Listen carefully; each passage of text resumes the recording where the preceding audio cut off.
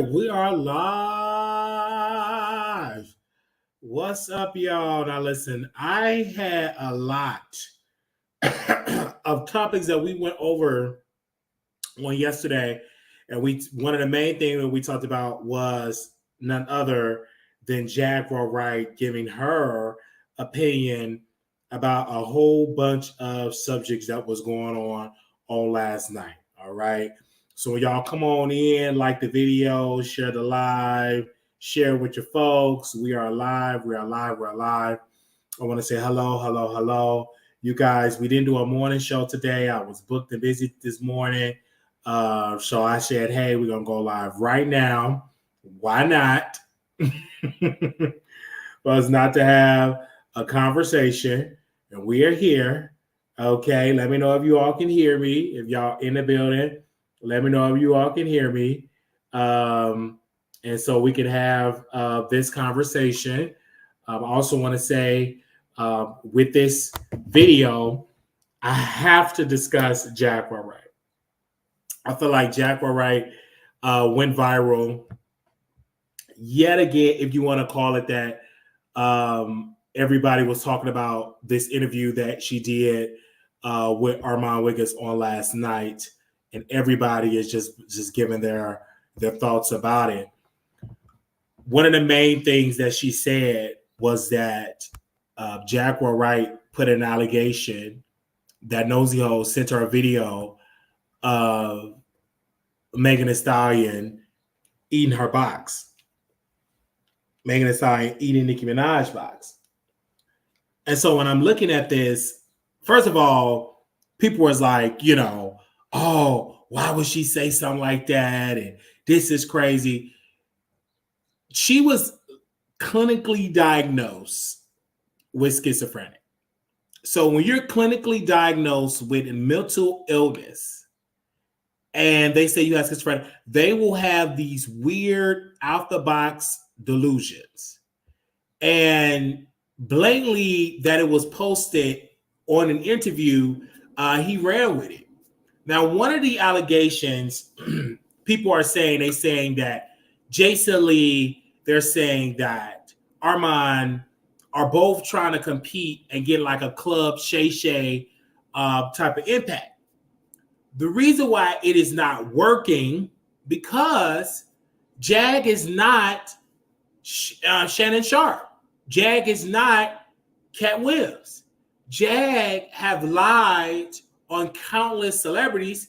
And when it comes to the Diddy stuff, okay, it came out he was sued out of one thing, but she said hundreds of untruths. And we can't necessarily say that Jag is a bearer of truth when she have lied over and over and over and over again.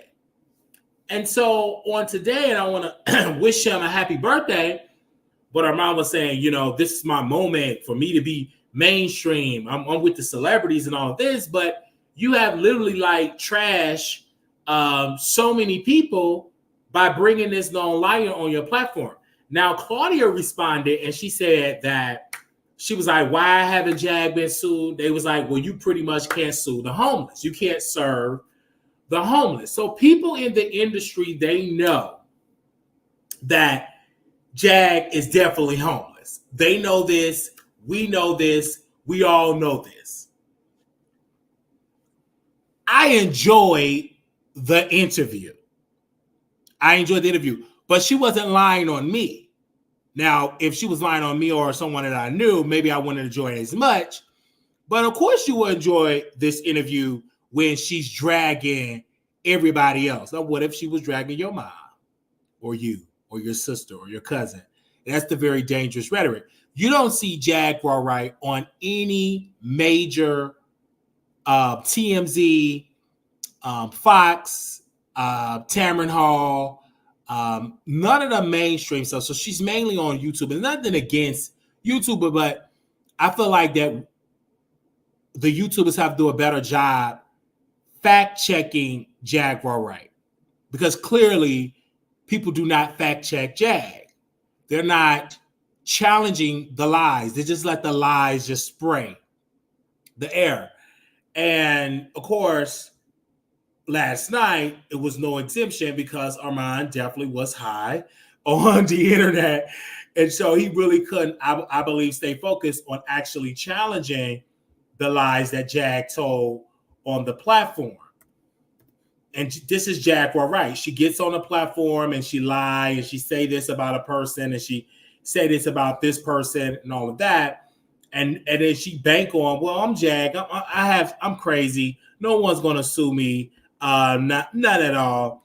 Right here, Armon posted this 5 hours ago. He said, "Child, this was a lie." Jaguar Wright alleged that she saw a video of Nicki Minaj making a sign. I don't believe it, but what y'all think?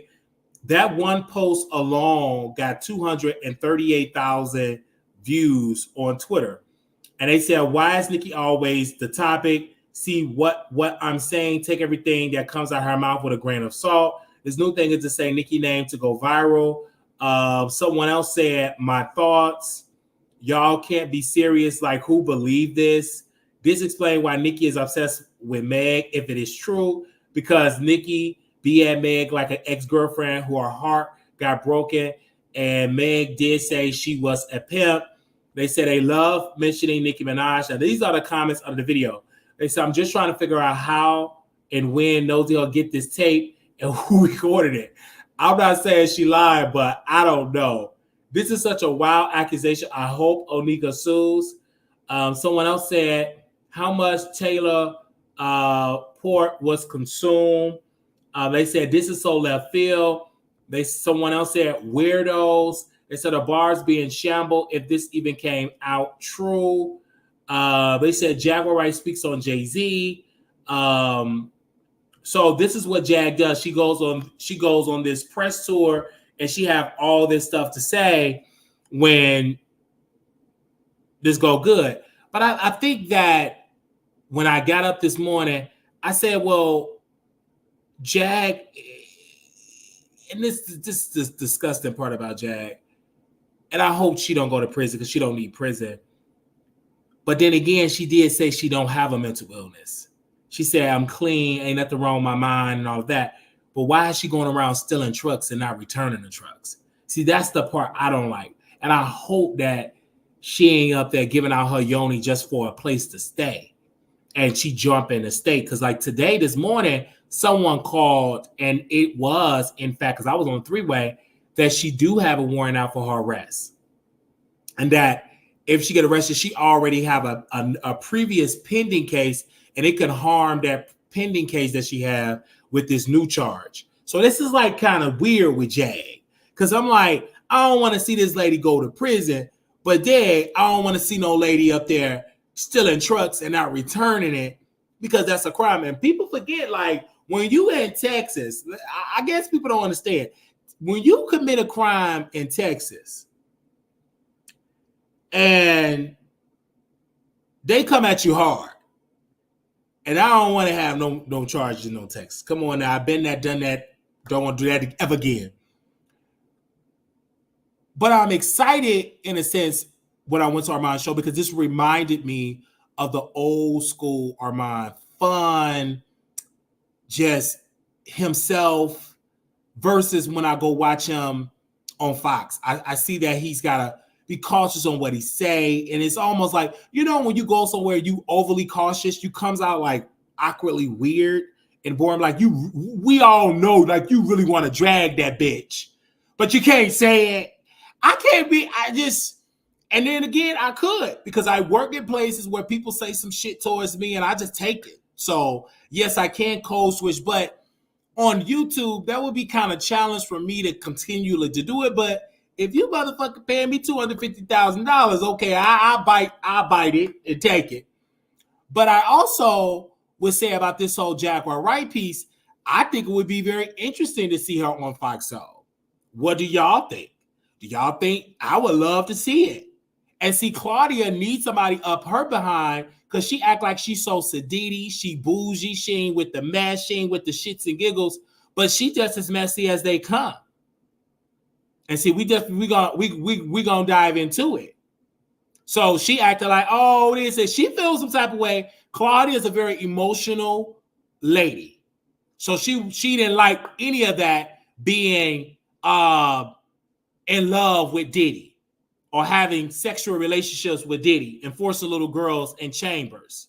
So she don't like any of those illusions. But the things with Claudia that I feel that is a hypocrite, like why you go after Tasha and you ain't going after Jaguar, right? Because Jag is putting an allegation that you are one of Diddy pimps.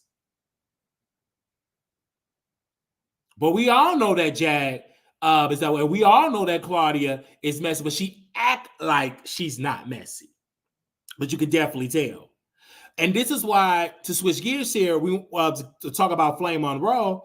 I don't feel no guilt, no type of way that heifer lost all them gigs, because she sits there and she trashed me and want to dog me about one of the qualifications to being on Fox Soul. You must look directly in the camera.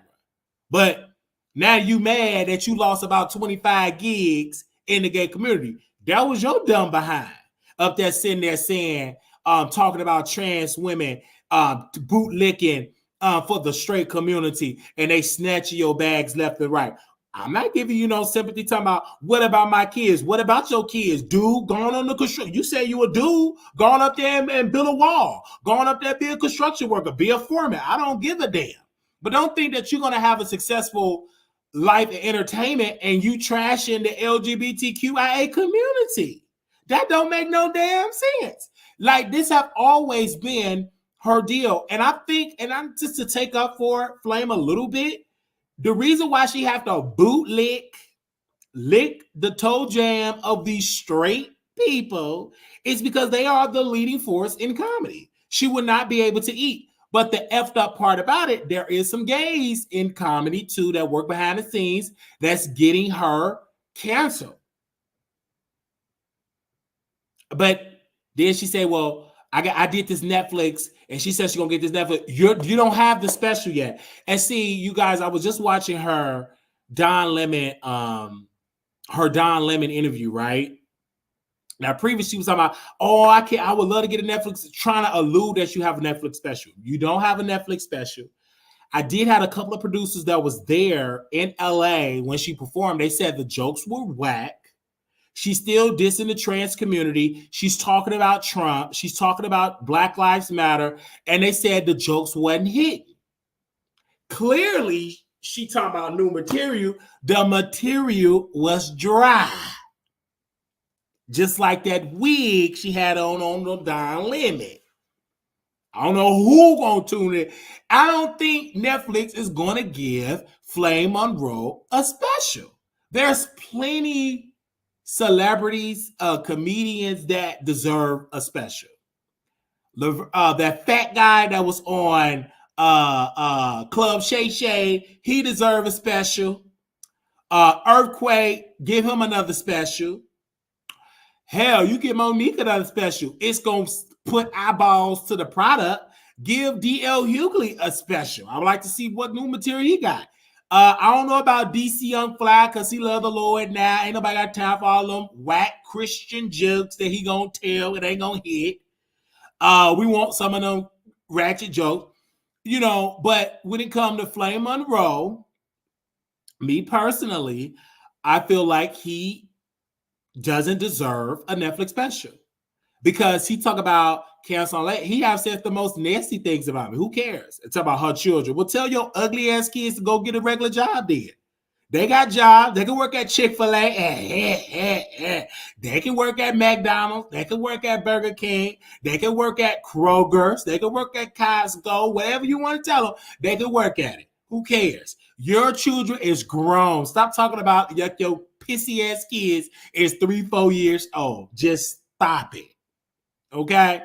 Every time you get up on the platform with those straight folks, you dehumanize your people. It is with hatred towards your own community.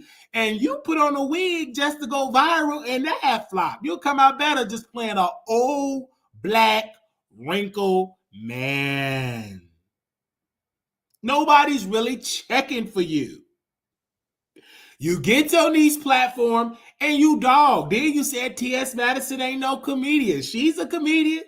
I can guarantee you T.S. Madison can sell out a comedy show before you can.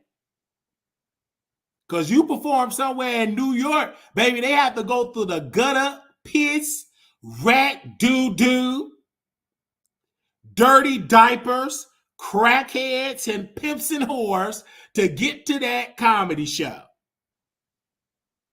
I'm just being honest. For me, I don't find Flame Monroe funny. Do I want to see that thing on Netflix? Absolutely not. I'm going to change the channel. I'm not even going to get a subscription. I'm not even going to ask my baby daddy cousin to even give me the password to go watch that crap. She's not funny at all. She wasn't even funny on TGIF. That's why they ain't offer her the role. She can't. Ain't nobody tuning into that Flame Monroe laugh out loud. Ain't nobody laughing at that boring, dry podcast. She called herself trying to do a podcast. Then she called herself trying to talk about Donald Trump. Don't nobody want to listen to you for political views, you confused little dust mop. Don't nobody want to listen to you for that type of. It's just my personal opinion. And then she act like I don't exist. Then she said, shout out to my employee, my employee. Girl, if you don't shut up, okay? I can talk about you. You not exempt. You talk about your own community, you queen. Shout out to my employee. They always give me free promo. Why are you worried about what promo I'm getting you? Shouldn't you be worried about Dave Chappelle helping you get a gig? And I don't believe he pays, $10,000 a show. Dave Chappelle, you must be stuck on stupid if you paid that heifer $10,000 for a show. You must be on that South African crack if you're going to pay Flame Monroe $10,000 a show. Girl, bye. Ain't nobody got time for that. So I have a lot to say because she wants this sympathy. And she was with Claudia and she was trashing me with Claudia. I don't F with those people. And Claudia did all that laughing and she come out being a whole pimp for Diddy.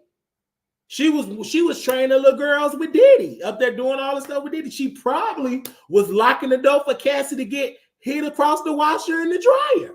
And then when I saw that picture of Claudia with them thighs sitting on Diddy's lap and Diddy was getting an erection and she was up there doing fellatio, allegedly, I'm like, she have no right to judge me. Foxo, do y'all know that she was in the bed with a predator? Girl, that beat up black woman, well, y'all probably don't care, Fox, because y'all don't really care about black folks like that. So y'all probably are going to give her a raise for doing that. You're probably going to give her a raise. I'm just minding my business. And so when I saw that with Flame Monroe on Don Lemon, she wanted the most ultimate sympathy. I'm not giving her the sympathy because what was my sympathy? She sat there, she trashed me, she dogged me, and I'm going to respond back. You still ain't got no Netflix special. You still are not on the cover of no magazines. I mean, what have you even done for trans women? You got T.S. Madison taking that house and turn it to a trans house. Baby, I feel sorry for the neighbors. Baby, she got nothing but trans women, former streetwalkers or current streetwalkers. These people going to be able to get tested, to be able to go eat food, Uber Eats, with taxpayer dollars and go hit the whole stroke. But I do give T.S. Madison the credit because she is doing something for her community. Congratulations. But I also feel like, what is Flame doing to offer for the community? Because I get confused because like Flame was like, I'm a father, I'm a brother, I'm a trans. And I'm like, what she got to do with that? I had a whole headache. I literally had to go get me an aspirin Because this woman just got out of her mouth and said, I'm a woman, I'm a brother, I'm a father, I'm a cousin, I'm a brother. Like, when she got through saying all that stuff, I said, baby, I'm confused. And I believe Flame Monroe is confused because she don't know who she is. And then you got Don Lemon that's married to a white man. He's sitting there, oh, I love what you talk about. Don, if you don't shut up, you using this lady, this thing for some clicks and views. You about 2 shows away of getting Jaguar Wright to come up in there talking about how she used to eat sushi with you and your man and told you to marry your white husband. Okay, you up there trying to go viral. Ain't nobody checking for that Don Lemon show. I'ma just be honest. You would have came out better going to CNN. See, it's one thing to think like it's easy to do YouTube, but it's hard. He ain't got nowhere near them CNN numbers. I'm just being real. I ain't trying to throw shade. He ain't got hardly no CNN type of numbers. Baby, them type of numbers, baby, you'll think he was in the B sector somewhere. Going back to CNN, you don't know what you talk about. Girl, but you know, no offense, Don Lemon got money. I mean, he can hump his white husband. He got millions in the bank. So I ain't kind of mad. But like, Don ain't got to do nothing else. He got a lot of bread. Don, send me $1 million, okay? So I just had to chit chat with y'all and somebody like to get y'all thoughts because it was so much that was going on. Like last night, went back to like the Jag. We're gonna get to CARDI, we're gonna get to Nicki, but that was like a lot for me. And that hair piece was for me. And now again, I am congratulating Armon, and I did say happy birthday to him as well on my community wall. And I just did it because I said I need to post something on my community wall. And this is a brother of mine. And people they're so like, I guess they were upset. And I guess they were whatever. I said happy birthday. I said, what's the problem when we say happy birthday to somebody? That's it. And then I'm getting dragged in the comments. I'm getting dragged that I'm obsessed. I'm getting dragged, all this stuff. And you know what you can do? You can pull down my pants. You can put on some lip gloss or some grease, and you can kiss it. Okay?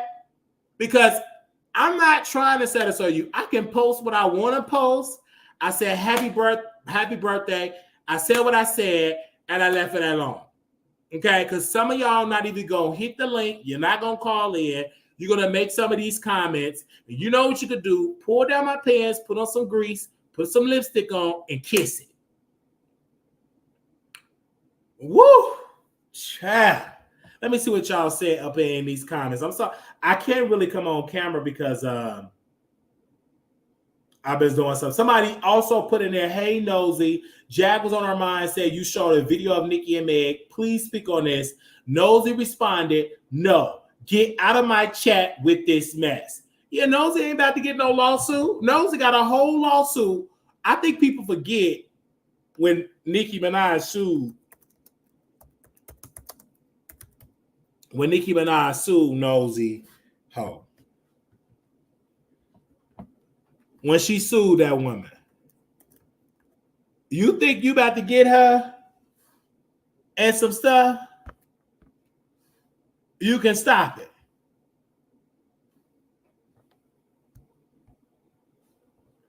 Nicki Minaj is still trying to sue Nosy Ho for her 2022 comments. Nicki Minaj is someone who has dealt with her fair share of blogs over the years. Of all, Nicki life has been on display for many to see. Consequently, there are some who feel like they can make judgment calls on her life without her knowing all the facts firsthand. Although those blogs usually go unnoticed by Minaj herself, there are some that slip through the crack. Once Minaj finds a blog attacking her, she's taking serious. Case in point, the situation involving Nosy Ho. On September 12, 2022, blogger named by Nosy Ho made some wild allegations against Nicki Minaj. For the most part, they alleged she was addicted to cocaine. Moreover, the blogger even said that Nicki, young child, was destined to become a R word due to Kenneth Petty alleged history. Nicki Minaj is showing all cocaine, shoving it all the cocaine up her nose. Allegedly, thank you. Allegedly, but we know it's true. Nosy Ho has said, listen, I can't even say allegedly with that cause I know we all know it's true. I'm not saying allegedly on that. Nicki Minaj is a coke head. Subsequently, that was a quote. that Nosy said about Nicki. Subsequently, Nicki Minaj launched a lawsuit against the blogger. Overall, it is easy to see why this was the case. Nicki was unhappy with what she heard and sued for defamation of character. In fact, she was seeking the damages of $75,000 or more. However, the Jaguar brand is now reporting Nosy Hall has filed a motion to get the case dismissed. They believe they have done nothing wrong here, and the judge should recognize that. So far, the judgment on the latest filing have yet to be made. Defamation lawsuit can typically take a long time to play out. Moreover, if this goes to trial, it could get pretty ugly for now. However, many other proceedings around the case are still very much unknown. Let us know what you think about all of this in the comment section. Okay. So she ain't going, she trying to get that. She trying to get that lawsuit thrown out. So if you think Nosy Ho, she got to be plain on stupid to play and to Jaguar Wright crazy antics. All right? You got to be plain on stupid to play into that woman. And you know you ain't got no tape. But it's too late because you already said the stuff about Nicki. But what I'm saying is, Dolly, thank you, to dig in a bigger hole. Like, don't dig that bigger hole. Let her do what she got to do. And to stop ArmonWIggin to scare him, sue him. Because he the one that's bringing a light on there. See, you got to be careful bringing a person on your platform that sit there and spew them lies. And a person can be very petty and just say, hey, we just going to sue and sue and sue. And then all them legal bills. And you know ArmonWIggin got a very expensive taste. He spent almost 10 grand on coke, 10 grand on apartments, 10 grand on his concubines and his hoes. You know what I'm saying? So, and then get hit with an $80,000 legal bill. Getting lawyers to challenge that lawsuit with Nicki. So he had to be very careful. I know he's trying to live up to Storm Monroe's shadow and trying to go viral and do all that good stuff. But come on now, stop it. Because what Jag did was very defamatory. Because that was all the way left. So let me read what some more stuff. They said she's lying. If ever a tape exists, she would be not relevant enough to have been shown. They said, who is this guy? They really buy a microphone and think they're the main character. They said Nicki Minaj gave off vibes. They said she gave off vibes, sexual vibes. They said, I don't put anything past these entertainers. Could be true, but Jag is batshit crazy to who knows. I heard the rumor years ago on Twitter right after they fell out. It'll really be crazy if true. Somebody said the way people be constantly attacking Megan Thee Stallion is talking about her when she literally just minds her business. It's really starting to seem like some spiritual warfare or something. She is always under attack. I think people should stop giving that woman a platform to spew nonsense. Whoever is close to her that generally cares about her need to see that she receives mental health treatment ASAP. I feel the same about Orlando Brown. All these bloggers and podcasts and content creators who interview them are exploiting them, enabling them what's very obvious an illness or some sort of imbalance. People don't mind exploitation because they care about the tea, like she's very clearly mentally ill, but the entertainment trumps all of that. And that was the reason why that was the reason for me not to consider to do it, because I knew she was mentally ill. And when she would get on the phone with me, she was like, Wiley, I'm going to Vegas. I got this trial. I got this concert. I'm dealing with Live Nation. She would say all of this weird stuff, especially at night when she's really not medicated. She's not medicated, but she would go on these tantrums. I'm going on tour. I was supposed to open up for Erykah Badu, and she gave a year. Then I typed it in, didn't exist. Erykah didn't even perform at that tour. Like, it was just like weird stuff that she would share out of her mouth. And for me personally, I made a judgment call. And when I made that judgment call, immediately people said, oh, Wiley, you dropped the bag. You could have had 1 million views. I highly doubt it. Because when we did interview her, we did not get 1 million views. So I don't necessarily believe that I would have gotten 1 million views, but I made a decision. Do I regret it? No, I don't regret it. Because I told her that I chose not to interview her, like to do a sit down interview with her, because she was going to continue to spread rumors about her. So nobody got time for that. So I decided to just, leave her where she was at and move on. I said, okay, But do I like her going on other people's platform? Yeah. Do she have an illness? You can tell. You got to be stuck on stupid if you can't see the illness, or you may not know what to look for. I was in the mental institution a couple of times, and I think about 3 or 4 times I was institutionalized in a mental place. About 3 or 4 times, right, Paul? Was it 3 or 4 times? I was at Green Oaks. I was at the other one. They had some good food. The other one, not Green Oaks. Not at the one that they charged before. I got the paperwork. They got some good food, and I mean them potatoes that they had for breakfast, like them with the skin on it, the like the potato bite thing. That was really good, really good, really good. No shade, good. They had amazing snacks and everything, and that was like most of that stuff was like private pay, but I think the government paid, the state of Texas paid for me to go. Anyway, but I sat with people like the Jaguar Wrights that had what she had, and they will say they will share stories, and if you didn't know no better, they will believe it. I've had some that said they was a president. You had some that said they worked for the mayor's office, and you had some that said they was in the room with President Obama when he was a senator. And the way how they describe it, if you didn't know no better, you will believe it until somebody had to remind them that. Then they'll come out and tell the T that they was arrested. Then the next day they was here and there. And I was like, you just never know. There was one woman, you couldn't tell her that she wasn't Marilyn Monroe. She was even singing happy birthday to the president. The man was another resident. He wasn't the president. There wasn't no President Kennedy just because the man was white. But she thought she was Marilyn Monroe, and she was up there singing to the president and everything. And she'd be off key, get on my nerves. And messing up my sleep, and I would have to cuss her out, and then they would tell me to calm down. Then I get put up in a room, padded room by myself, because I get all agitated and the voices in my head all agitated and stuff like that. But when I did calm down, them people with the schizophrenia, they're the most entertaining. You haven't really seen no entertainment till you actually go into a mental ward. Like I was there, I've experienced that in my life, and I'm not ashamed. Why would I be ashamed of something I was a part of? You know what I'm saying? And I wish anybody the best that need the treatment that you need, but it's the best place. And I get why people don't like to go home, you know, especially if you homeless, you got 3 meals. I mean, the food is amazing. Like them breakfast potatoes, like that, I can just taste that right now. You get double portions. Well, I will make sure my doctor give me double portions because my appetite came back hard. But Jaguar Wright, she came from most of those facilities. Nobody really asks her questions about that because they don't know what to ask. Because if you never experienced what she experienced, you're not going to know what to ask. But nevertheless, I enjoyed the freaking interview. I would have loved to be in a room to smoke a blunt with Armand. No shade. I would have loved, he would have pulled out the pink cocoa. I would have loved it. Like, go ahead on and pull it out.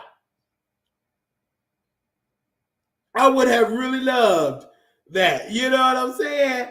Because many people were saying that the man was hot. I'm just saying. Because he really was. And then they're talking about Jaguar Wright again. Like, you really have to like dig on this social media stuff because they're talking about Jaguar Wright again here. And they also said Jaguar Wright said Mary J. Blige and Christopher Williams had an affair with Diddy. Now, mind you, half the stuff I am blocked, so a lot of my notes are just going to come. Neither one. One is a woman beater. The other one is a bitter druggie who passed off gossip as tea. Move on. So, are we going to believe her like we're believing Don Jr.? Somebody else said in here, I don't know who to believe on this. I know Chris is awfully mad for Diddy to have wrong him in some way. I have heard many times he gave P a shitty some throat booty, but according to Jeannie, the mouth deal, it didn't happen. I also know that Diddy is down bad for real because if he wasn't there, there's no way Chris would have been brave enough to go off on him like that. They said, this is the woman that was throwing her son ashes on people. How can we take anything? How can we take anyone that would do that serious? They said she's getting attention to the industry, didn't give her the first time around. Now that's the case. I give you that. I've said that before. I said that before. I said that Jaguar Wright, this is her second chance to fame. I know it sounds weird because we're in a social media phase, but no one gave Jag this much attention. She did not have this legendary career. Did she have a career? Absolutely. Do she have songs? Absolutely. Do she have songs that she probably never released to the world? Yes, because of her bad management and her bad dealings of film application. Oh, yes, absolutely. Okay. They said Wally Claudia just said in front of her mind that Ron Carter asked her if he could talk about her with Jack, and Claudia said, "Yeah, Armand, that was fun." Oh yeah, that was very fun. I mean, he had to ask Claudia that because I mean, Claudia is a very emotional type of woman. She's a very emotional type of sister. So I mean, he didn't have to do that. I think that was to his character, to show that he loved her and you know what I'm saying, to keep the peace. I really feel that way. I mean,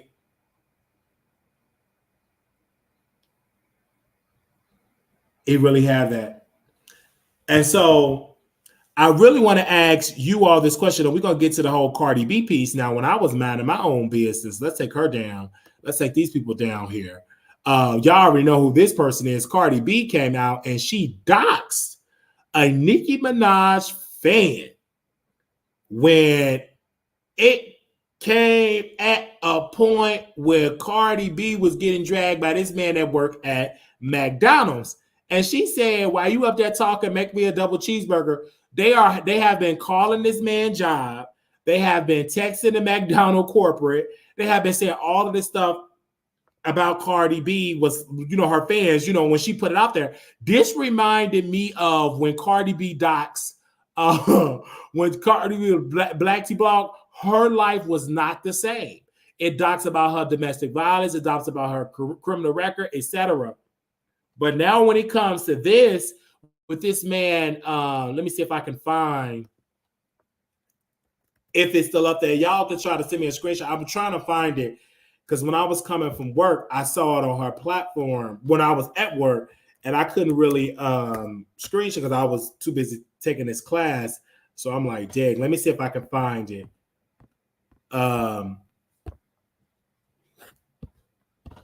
Give me a...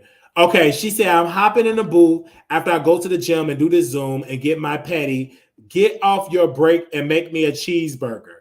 So this person, this the person that she doxed, you guys.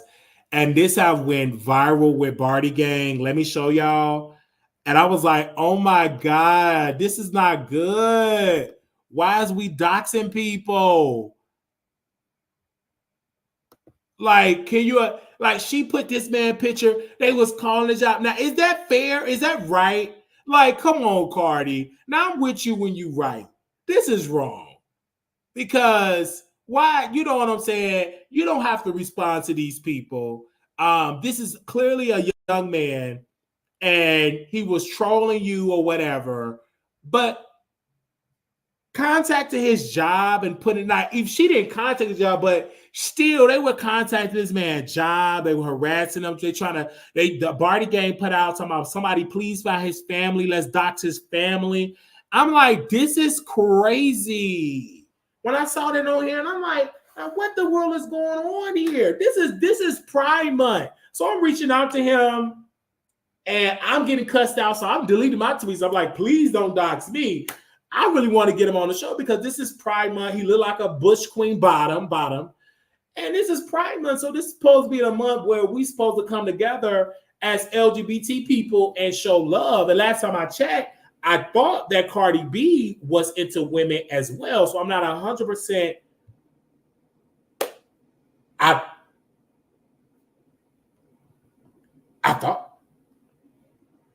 thought she was into women. So why is we doxing people now? Like, press one if y'all agree with her doxing this man's job. Press 1 in the chat.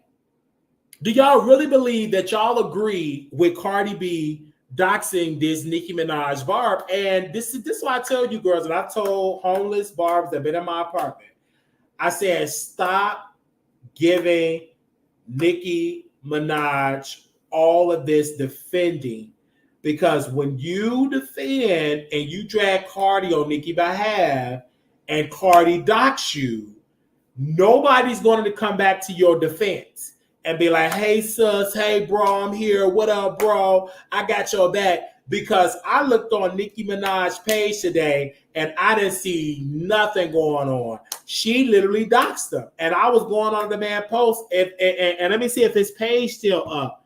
Give me a second. Let me see if his page still up. Because she did. She went out there and she doxed this man. It's no shade.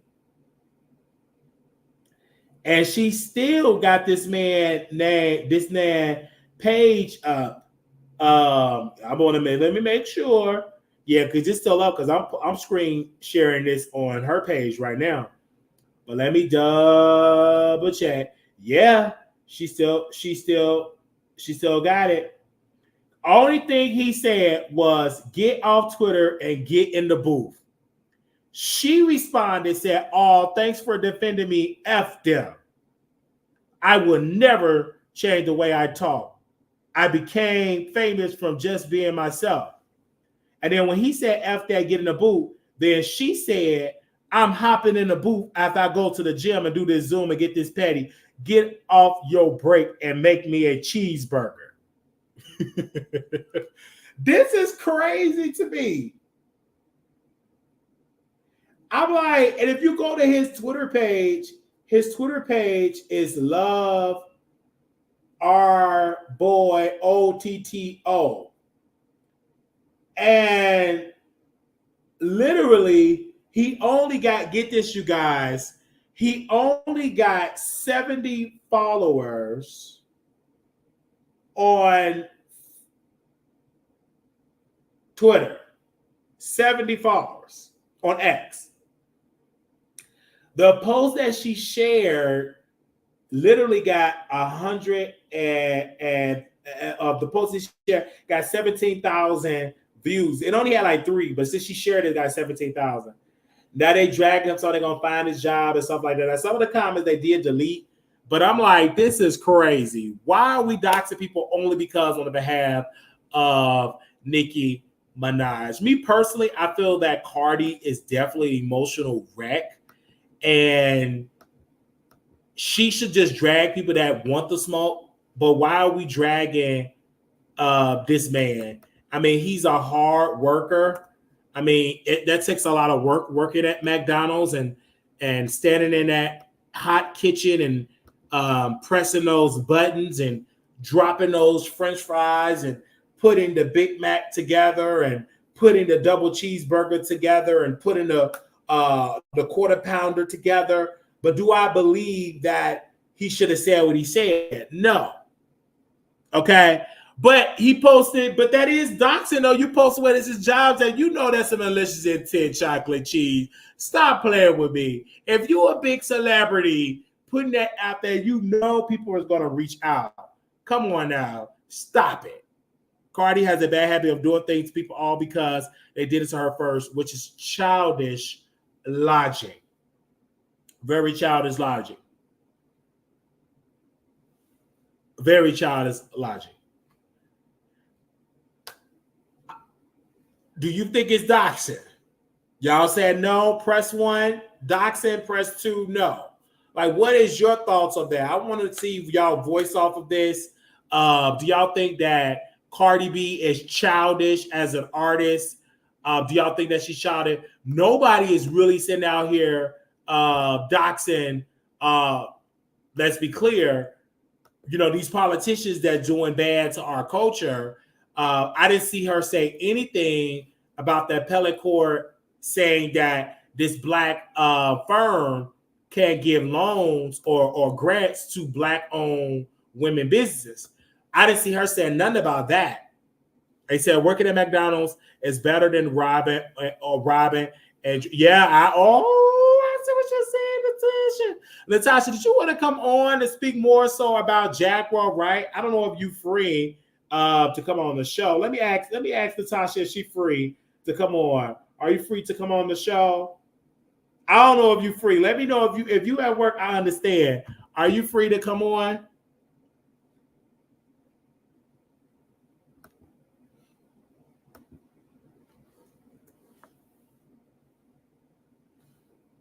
Okay, let me know. But I hope he don't get fired from his job. I hope nobody show up to the job and try to do harm to him.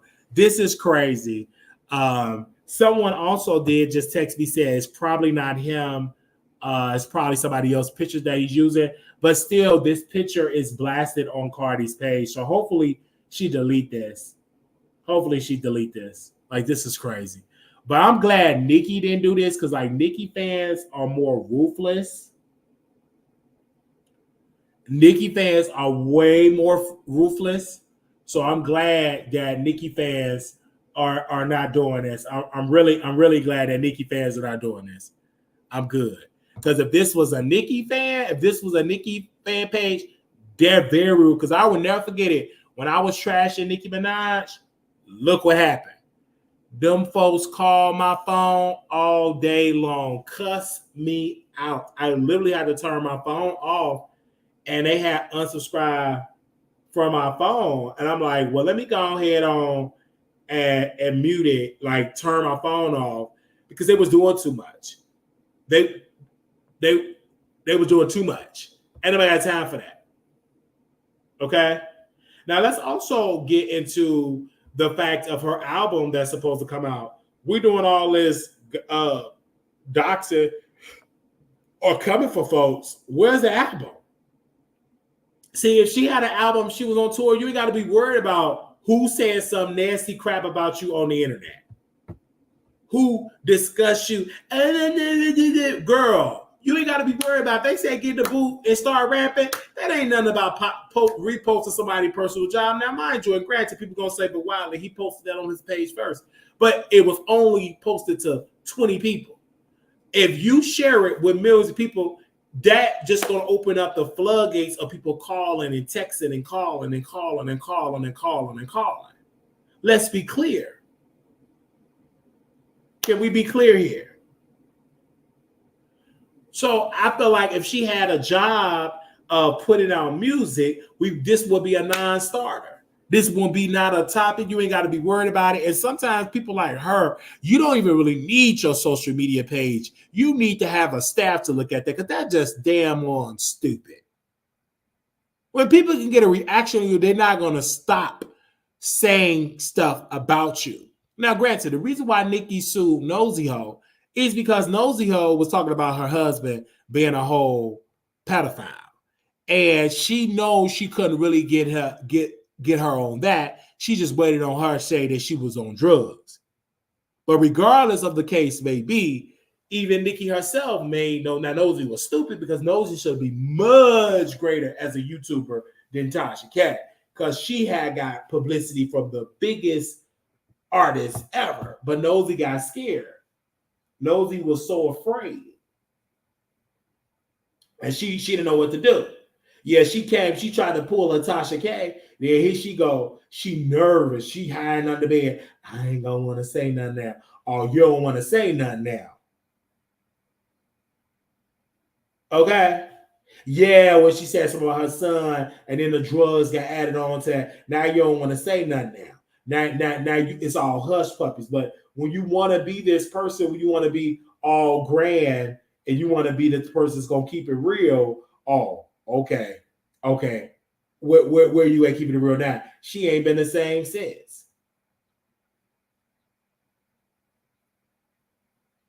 Now, when it comes to CARDI and Nicki and all of them, I still reached out to Kim Barbie. I was like, when are you gonna respond to ArmonWIggin? Still crickets. Now, you saw me on Instagram. You know me, saw you tag you on X. Is no response. I thank y'all for like reaching out to him. But these people, they know what we do. They know what we do. And so much that you could have responded to us, but you sat there and you was just plain on crickets. But nevertheless, we said what we had to say. Now, the reason why we're going to bring Natasha on, because, she worked in the industry. It's a lot that she can share.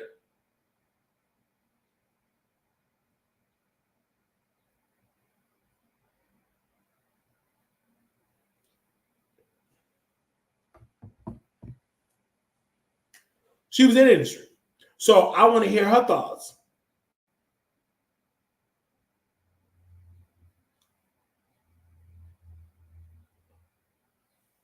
Now, I also, and this is, I'm going to say this, and I know I'm going to get some pushback, but I believe Cardi B should have got some psych treatment. And I'm not calling her crazy. I'm just saying she's just emotional unstable. I'm not going to call her crazy. I'm just saying she's emotionally unstable.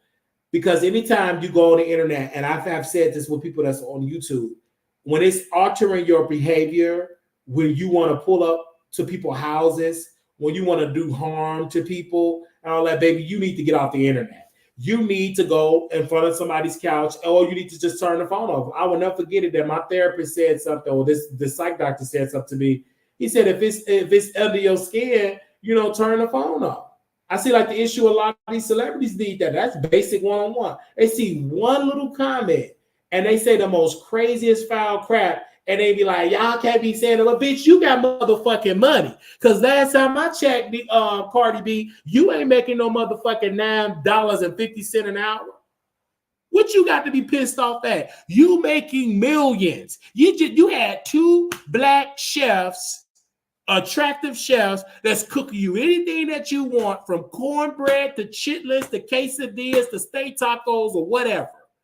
There's nothing that you should be emotional or pissed off about, because last time I checked, you ain't got to be worried about, should I pay the light bill? Should I pay my rent? Should I go get some medication? So Nicki Minaj or to Cardi, to both of them, y'all so concerned about what we regular folks say that's making $10, $12, $13 an hour. Y'all making millions. I don't understand that.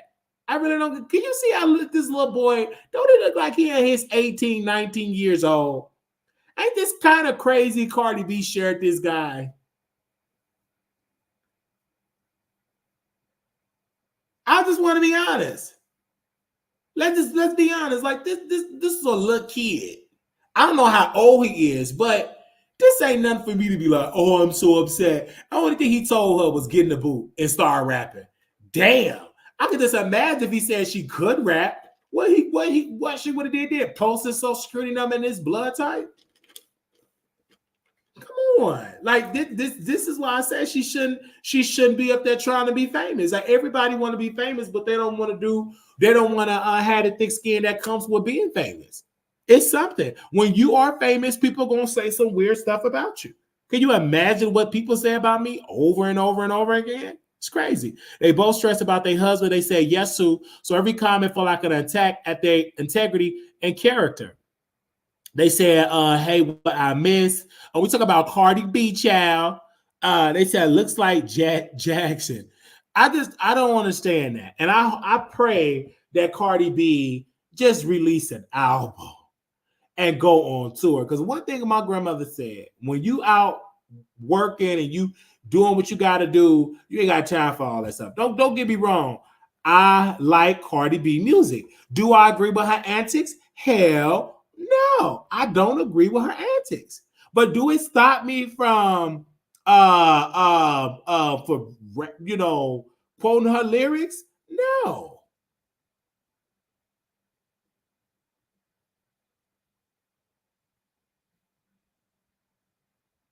Like, come on.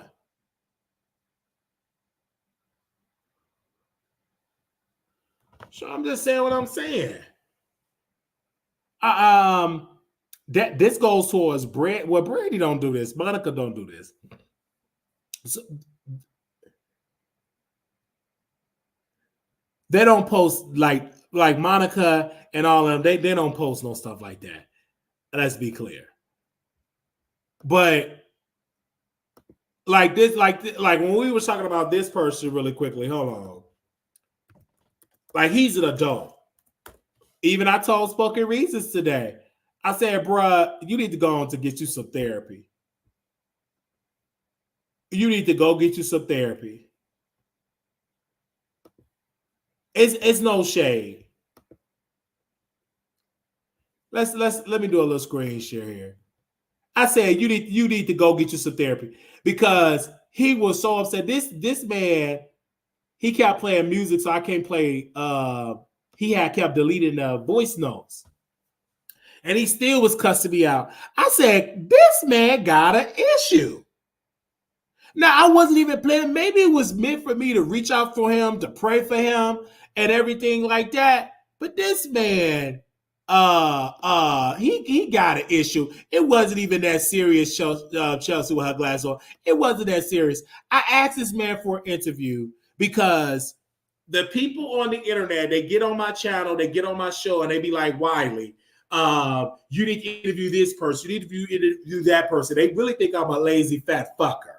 So I get out here, I send emails every single day. No response. And then when I do product to see if they're going to respond to my email, I put an offer on that, say, hey, I am this person, work for the Wiley Show, I'm a social producer. We want to have your client on the show. We will pay them $15,000 for a 30-minute interview. Every time I send that email out, we always get, this is deposit. We keep set up a contract, what day, so we can check for this blah, blah, blah for their schedule. Everybody. I have not sent out one email that what was attached for offer, like to nobody. And they didn't respond. So that just let me know that they see the email. So when I reached out to Spoken Reasons, I didn't even reach out with him with my AI producer.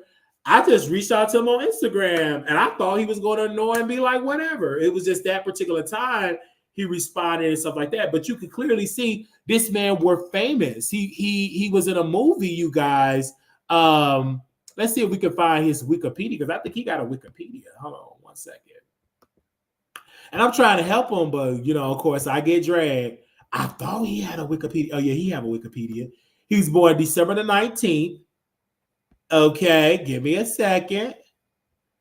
His name is John Baker. John Baker.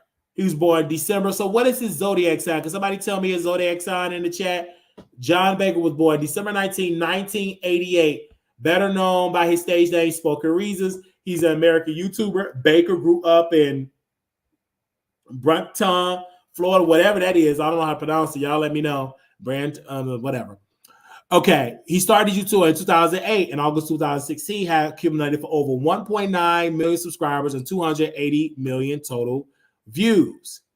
You see right here, he made his feature film debut in a supporting role for the 20th Century Fox comedy The Heat, which opened on June 28th, Bradenton, Florida. Thank you.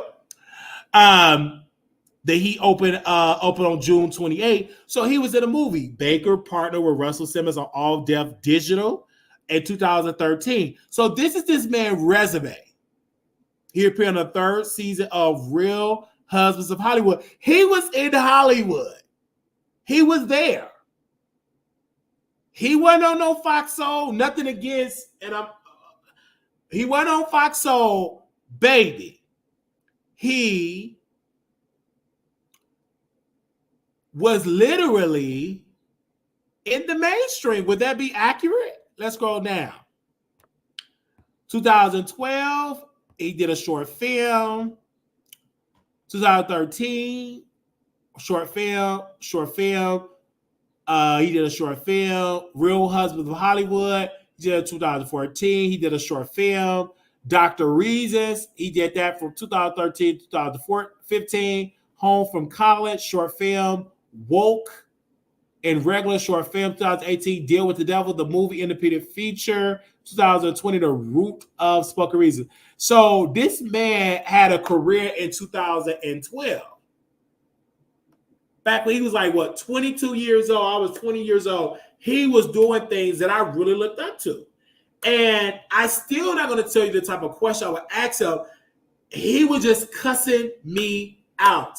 And one of my people that watched the show, they said, "Wow, you probably caught him on the wrong day." One of our mutual subscribers, like, he's really been going through it. This person said he's going through mentally. They said that he's broke. They said he lost all his money, all his cars are gone. They was like talking about how he didn't have the right housing, how one of his baby moms gonna take him to child support. Like it, so I understand why he needed that $1,000. So I kind of felt bad trying to go back and forth with him, but I kind of felt bad. But he was viral back in the day. And then when I talk about him on other platforms, they be like, "Who are you talking about?" They don't know. And that's sad. That is so sad because this man was so famous back then. This man, and it's just really, really, really sad, man. Like when you go to his YouTube channel, this man lost his viewership. Like, it's no shade. Let's go to his YouTube real quick. This is like so sad, and I don't want to cry, but I don't want to cry, but we'll get kind of emotional. But he did a video, and that video only got 24 views. Oh my gosh, I'm getting teary-eyed. 24 views. And the reason why I'm emotional, because he was on top. I don't know how it feel, to have this moment, to be on the mainstream, to be known, and to be a flop. How does that make you feel? That to me got to be very painful for somebody that was on top, working with Russell Simmons and working with all these people, and just to go away. That's sad to me. That is so sad to me. And then in the after show, we're going to play a video of him, talking about Hollywood and all of that. So we're going to play that for the people that I'm going to watch it, for the people that want to see it. Press 1 if you want an after show on Station Head. Let me know. And mind you, I didn't even get up and do no Celsius drink because I was like, child, I'm trying to cut back. I'll probably do one tomorrow. I wonder if something happened to him. Probably drugs. Something really happened to him because he had cussed me out. I ain't gonna never forget that brother cussed me out.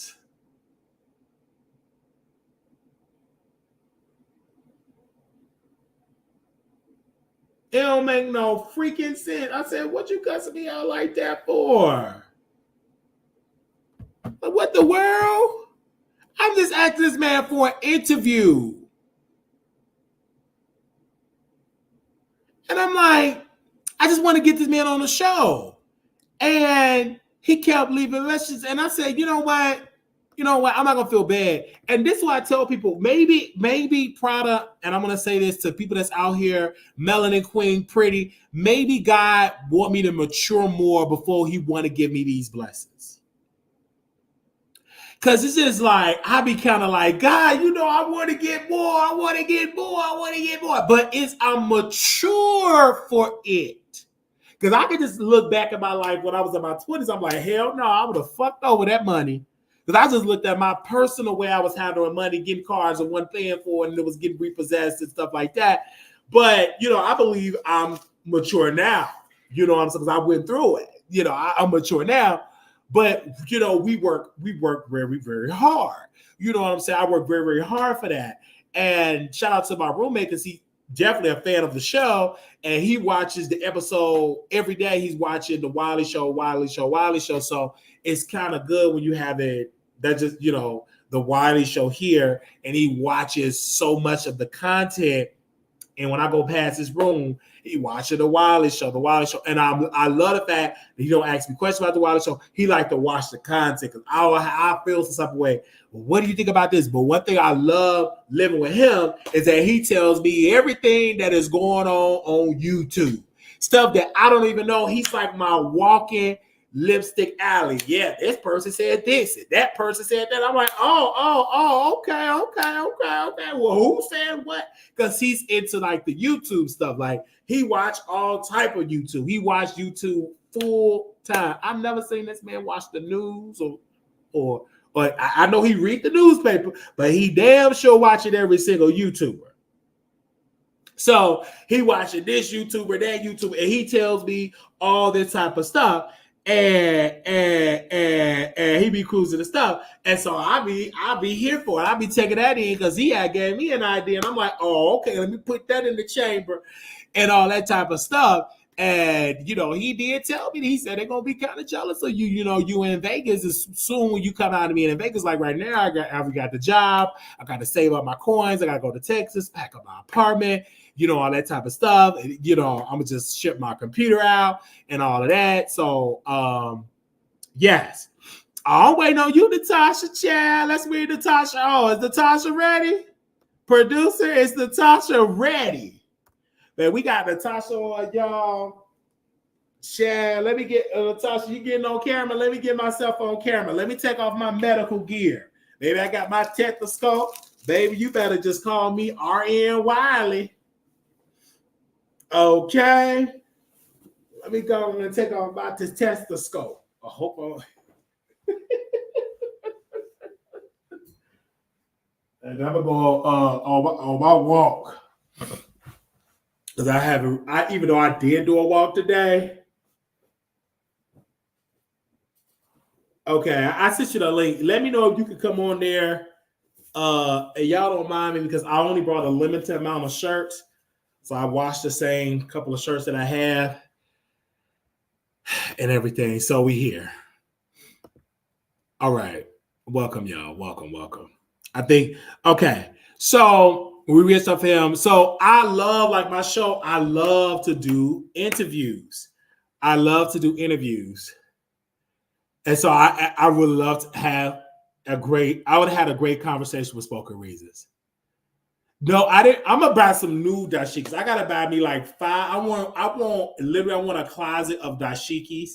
So I definitely want a closet of dashiki. I want me some Haiti fabric, some Nigerian dashikis from Nigeria. So I really want that. I also want me some Mexican clothes, as well. Hey, Natasha, how you doing? Hey, can you hear me? Yeah, I can hear you. When I got home, I took off my makeup and everything. I forgot that. I was like, oh, shoot.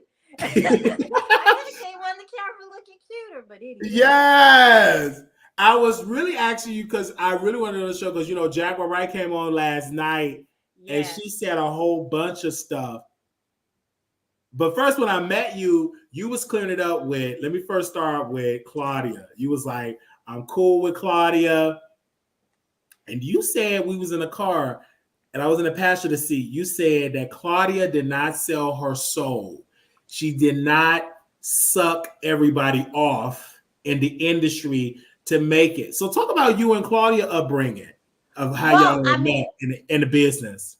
Well, I met her through doing hair, but I don't know. I'm not gonna say Claudia and I are friends, but I know of her. Also, too, we both came up around the same time in the modeling gig, and Claudia was who you kind of wanted to be, pattern yourself after because she wasn't doing anything. She wasn't getting caught in the music videos. She wasn't getting caught with people's husbands, all of that kind of stuff. She stayed quiet, and it's like. She was on The Price is Right, I think it was. And there was another model before her, one of the first Black women on, who went through a whole bunch of stuff. We used to see her this real expensive restaurant in LA, drinking and everything. Her life went a whole different way. And it's with Claudia, she's still in the business. She still got a little bit of money. and like all the video vixens and them that, we thought, like, I like Melissa Ford, but you thought all of them were the best, and Buffy the Body and all of them, and they ain't got no money. So do you think that Claudia should have had sex with everybody in the industry No, to make it because to the mainstream? if she did, it wouldn't have helped, and she did make it. I mean, she's mainstream.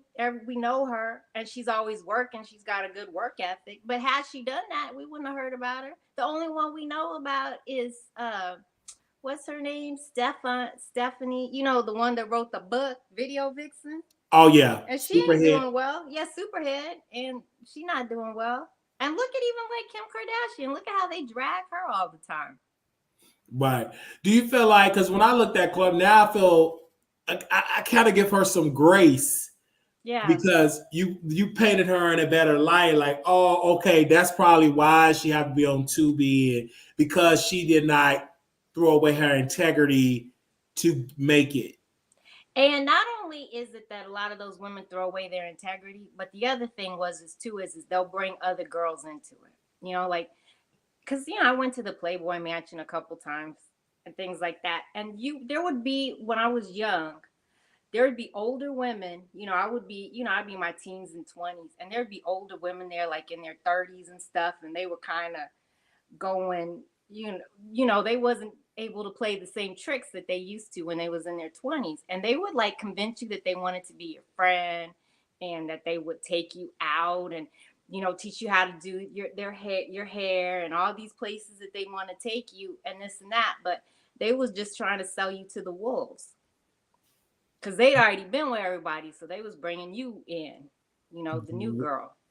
And you So did wouldn't, they and you really? would trust women, and you would, and as a woman, you trust, especially back, in the 90s, you trust another woman, and you see her in the magazines, because I see these girls in the, these women in the magazines, and they were dating rock stars and all this, and I thought they were so great, and then it's like they trying to get me high and get me to these clubs underage and all this stuff. Because why do you think the Playboy didn't get the same pushback with Diddy? Like, because I'm assuming they did a lot of sex. Because, well, one thing, he died. Okay. He died. And also, when all this stuff came out, he died. And I mean, I don't know for sure, but a lot of people think that he's the one that turned in Bill Cosby.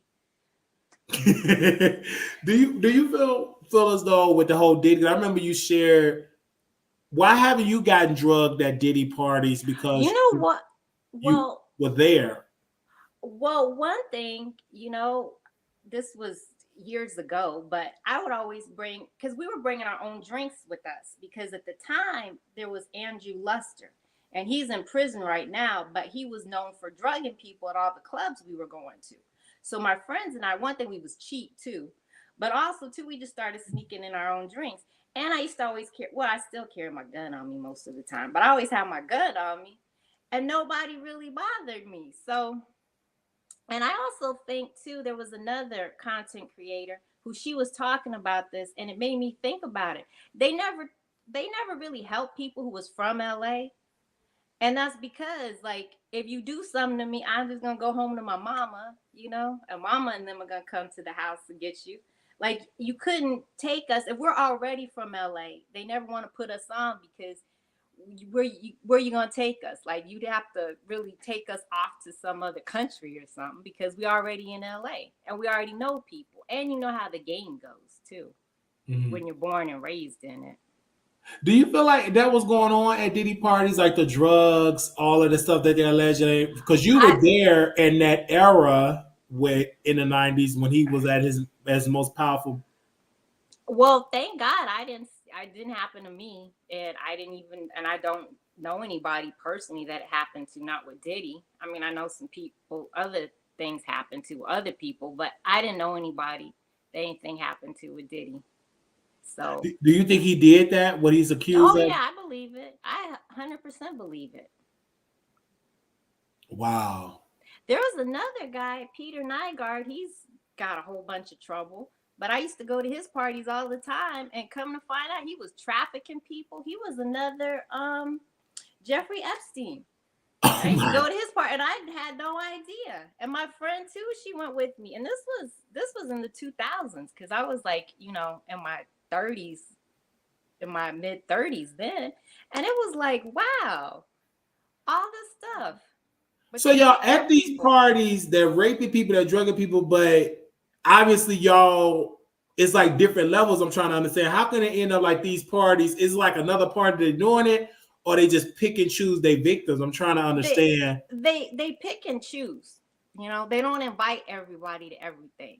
Okay. And that's what happens. It's like you might make it to the first party, but then you don't get to go upstairs. Like when I was at the Playboy, man, there was stuff going on upstairs. I did nobody asked me to go upstairs. I didn't know. I didn't see upstairs. You know, like when I would go to these parties and there would be something else going on, like in some other room or upstairs, and I just didn't get invited. Oh, I see. Like it's different levels.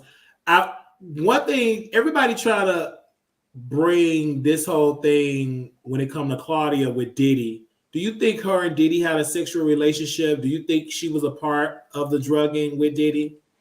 I doubt it. I mean, I don't know, because you know it's not like I, because you never know what somebody's gonna do. But just in my opinion, I don't think she did. Because like she did sit on Diddy's lap, but that doesn't mean Nah, I mean that there doesn't was mean that she did any of that.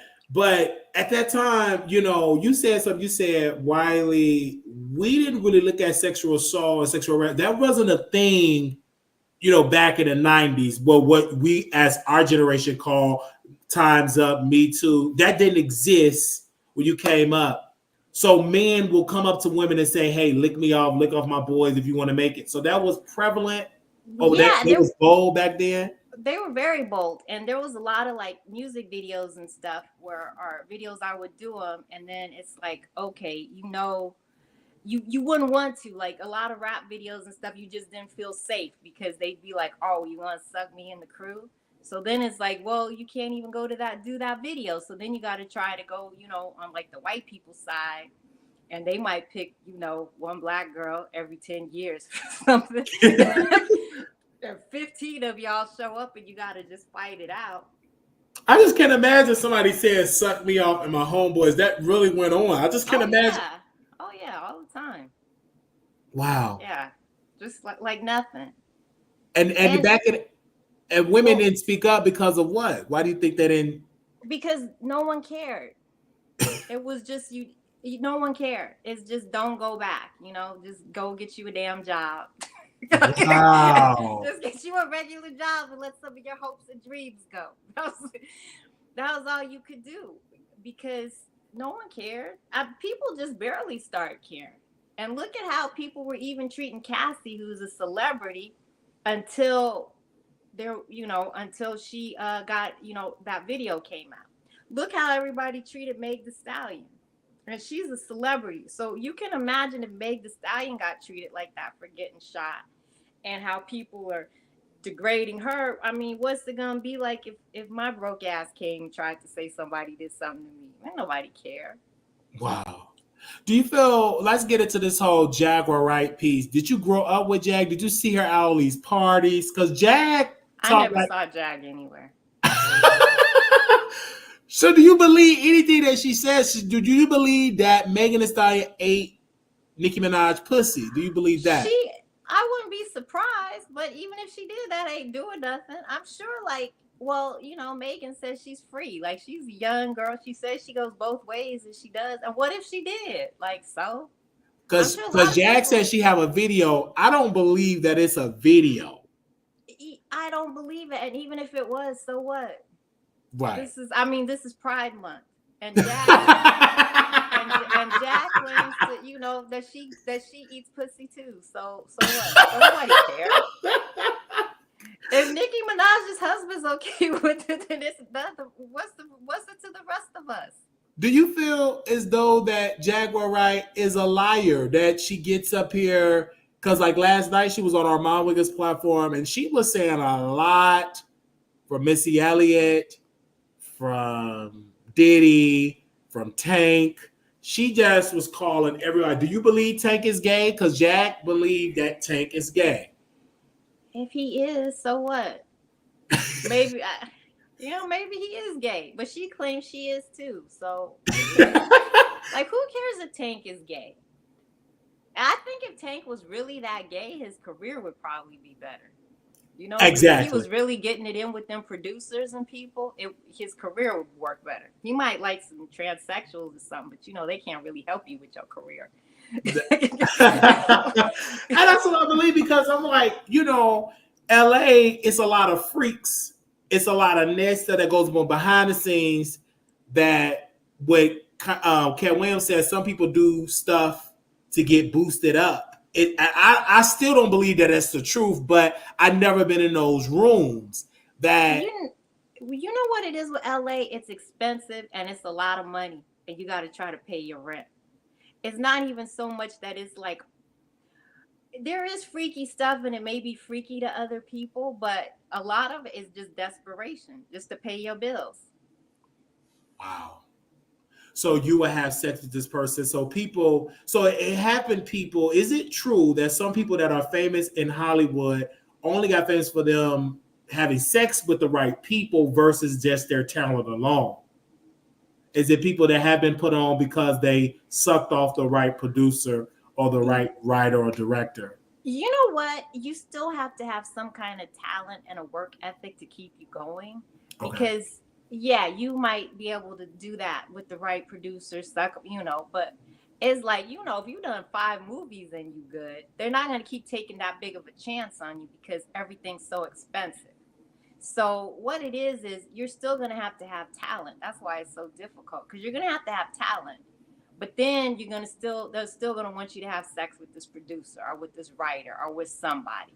But you have to have talent to begin with to even get in that position, because they still want to make money. They're not going to just, like, take us off the street and be like, oh, if you give me some, I'm going to put you in this blockbuster movie.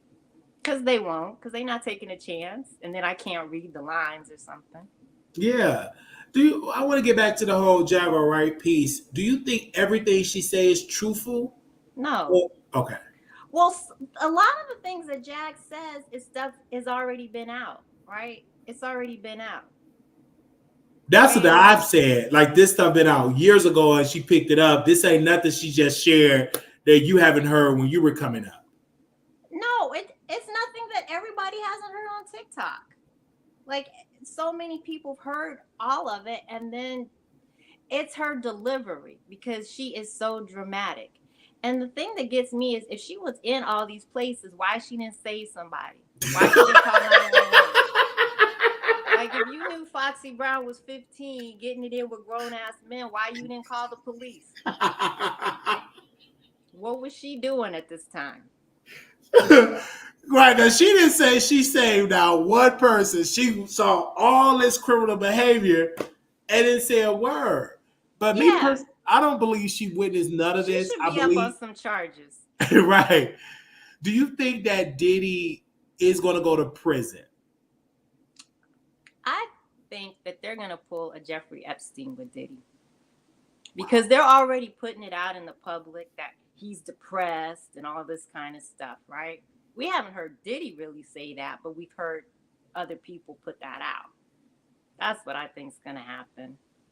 Do you also feel that Jay-Z is going to be next? Do you feel that Jay-Z is this predator, or is that just gossip and all? Because I've heard that Jay-Z was doing nasty things with little girls with R. Kelly and all of that. I've heard that for years.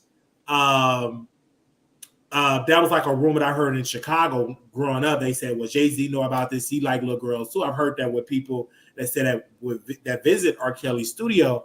But of course, I was young, so I didn't know about all of the dramatic of that. I just knew about his music. But do you believe Jay-Z is a predator as well? I think,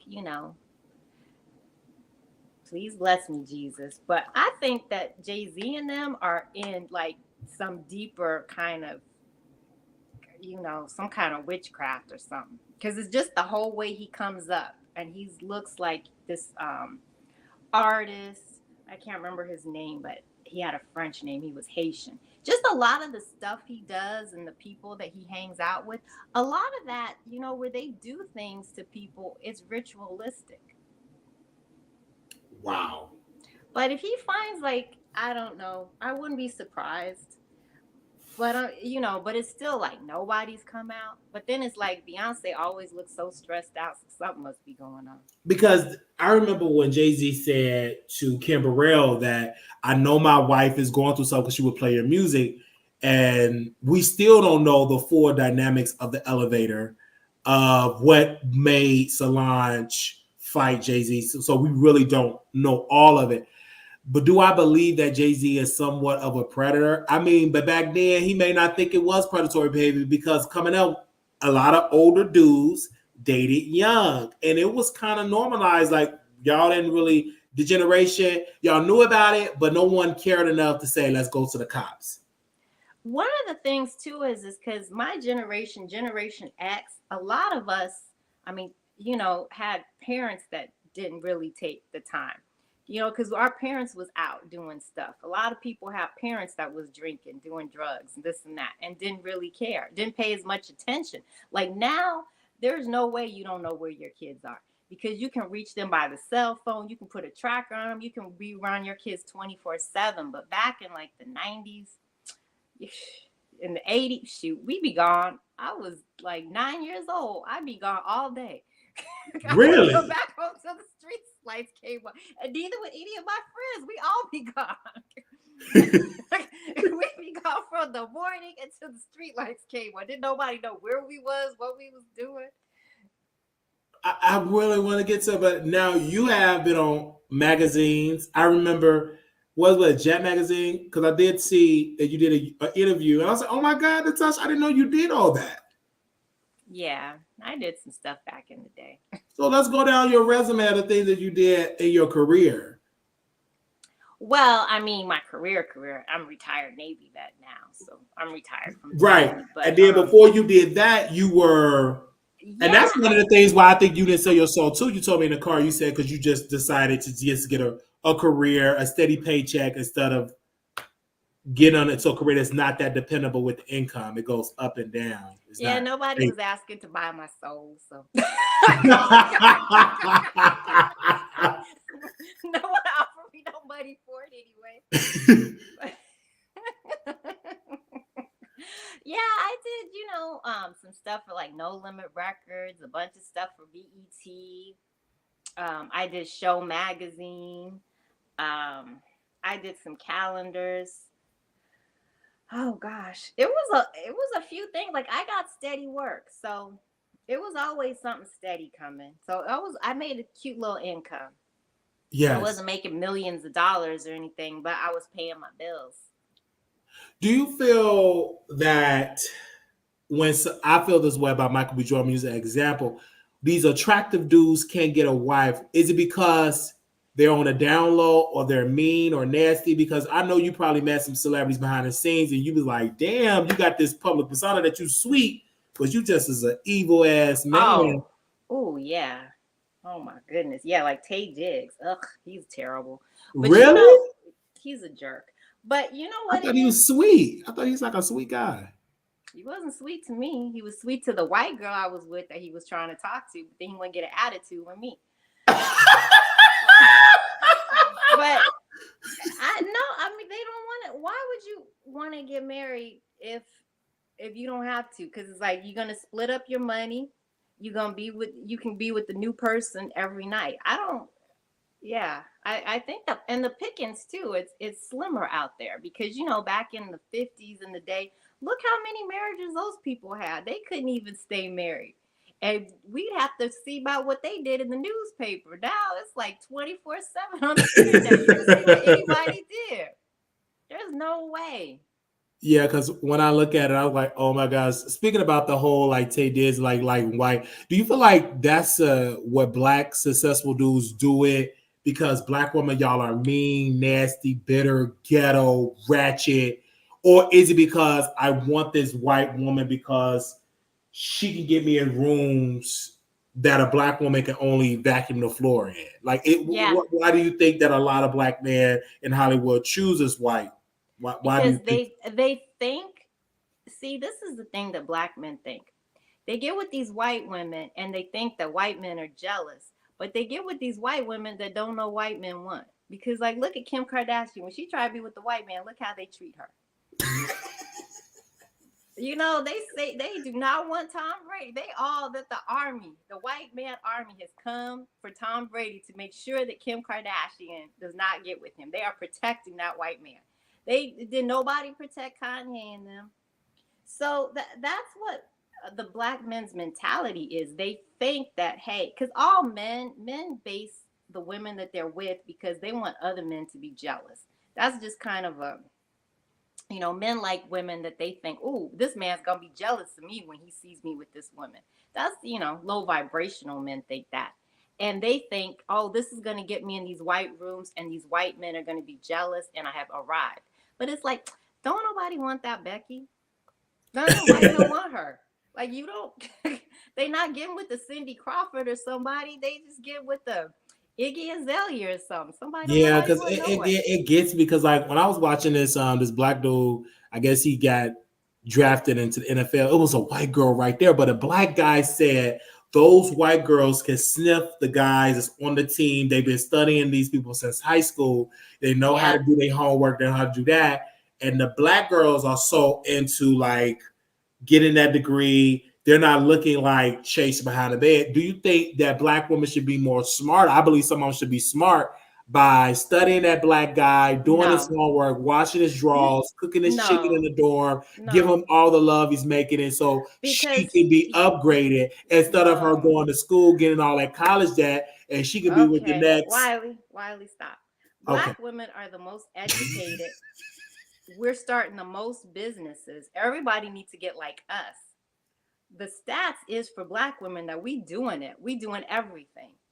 So no, and we've never been in the position where we could depend on a man to do something for us. And these white girls can't depend on them either. Because look at Jeannie Ma, she done got left with the baby. and Jeannie Ma was trying to tell us how we trying to tell black women what we supposed to do. She on her second marriage and got a little mixed baby. She got to try and comb that baby's hair herself, her and her mom. So black women should not be cooking the chicken in the dorm. No, you cook the chicken for yourself. For me personally, as a man, when I get the money, I want black women to cater to me because, like, black women with the attitude, some black men will say, me included, that y'all bitter, that y'all trying to be like a man. We want you to be feminine energy. Cater to me. When I come in the room, you supposed to stand, but obviously that's lost. No one's standing for you. Black women are the most attractive. We are the blueprint for everybody, and we are the most nurturing. Black women nurtured everybody's kids. We raised everybody's kids. We built this country. Black women don't need to do anything but what we're doing. We need to focus on ourselves. That's what we need to do. Black men need to raise their standards, is what it needs to be. They don't need to just be black men think, oh, I want somebody who won't yell at me, who won't be bitter, who won't do this, who won't wear weave. No, raise your standards. Decide you want a woman that's successful, that's been to college. You want a woman, even if she hasn't been to college, at least black women, we can literally make a Thanksgiving meal out of a nickel and be dressed cute. And nobody else can do that. We got that magic. So it's like, because I want my woman to stand up when I come in the room, cook my food, rub my feet, be submissive, and not have all this education, think that you are the boss when you are the woman. You are supposed to cater to the man. You should have been white and been raised in the Mormon church, and you could have gone out to one of them sects that they have where they done arrested everybody and took the kids and go off. That's what happened. You was born to the wrong family. But that's what black men want. We want, some of us want that. Everybody wants that. I'd like to be able to fly around on a unicorn. We all want stuff, but that don't mean we're gonna get it. That's true. That is so true. I want to ask you this whole thing with Nicki and Cardi and all of that. Back when you were coming up, you had Kim and all of that. Do Yeah. you feel that the women is too much division in female hip hop now versus No. it was when you were coming up? No. It was the same. People just, there just wasn't as many of us. Actually, now I think it's the best time because of the controversy and because of how they pit the females against each other all the time. You can be like Cardi B and have no albums, but we're always talking about you because you did some foolishness. Back in Little Kim days, back with MC Light and all of them, Queen Latifah, if they stopped doing something, if they didn't put out an album for a year, you forgot about them. Like Wow. that's even what happened with like even people. So now you can have more control over your image. You can have control with your fans. They don't appreciate it. And I understand because they're the younger generation and they grew up with the social media and all this, but it's such a blessing to have this to they can always Cardi B can just be sitting in her pajamas and tweet out something. Bia, she can tweet out something. Who was talking about Bia? Nobody. But then she wanted to tweet something. Coi Leray, who hears about her until she goes on line crying about her daddy? But it's like her albums don't have to sell nothing, but she can go out there and just do something on social media. I'm really excited to have you on because do you feel like you should have a conversation with Jag? My last question: should you have a conversation with her? Is it mental illness or is it? I think as a part of this that she's getting a second round of attention and fame that didn't get in the first round. Jag, like I said, Jag has noticed that social media is a blessing and she is using it for her advantage because Jag has been running these YouTube streets for what, like 4 years now? Yes, true. She has been running them. She ain't got no job. We don't know what she do, how she living, what she doing, But hey, somebody did her braids and she's somewhere. Right. Somebody is doing her hair. She's doing her braid. She don't look funky. She don't look dirty. She look very clean. So obviously she doing. And she got a new love of her life every 30 days. Because that takes time, the type of braid she got on her hair. Yeah. And wow. Can you imagine trying to get Jag to sit for 8 hours to do her braids? No. So I really, really love you. I can't wait to hang out with you again because I met you in Vegas and a couple of times. And yes, we turned it out. I had such a ball with you at the club. You said go meet a guy. I met a guy, and it was fun hanging with you because it was nighttime. Like we seen Nate. And then that was a disaster. You was like, listen, we came here for you and whatever. And then we left. We went to a club. And then I didn't even know we was in the club that late until we went outside till they kicked us out. And it was like over. And it was like daytime. Like, wow. I never hung out like that. Like, it's been a while. And like champagne drinking and all of that. And, Natasha is a diva. So we went to Nate Family Club. And she was like, Vegas 24 hours. Where's the drinks? Where's the people at? And then you told to the wait, like, she's not getting a tip.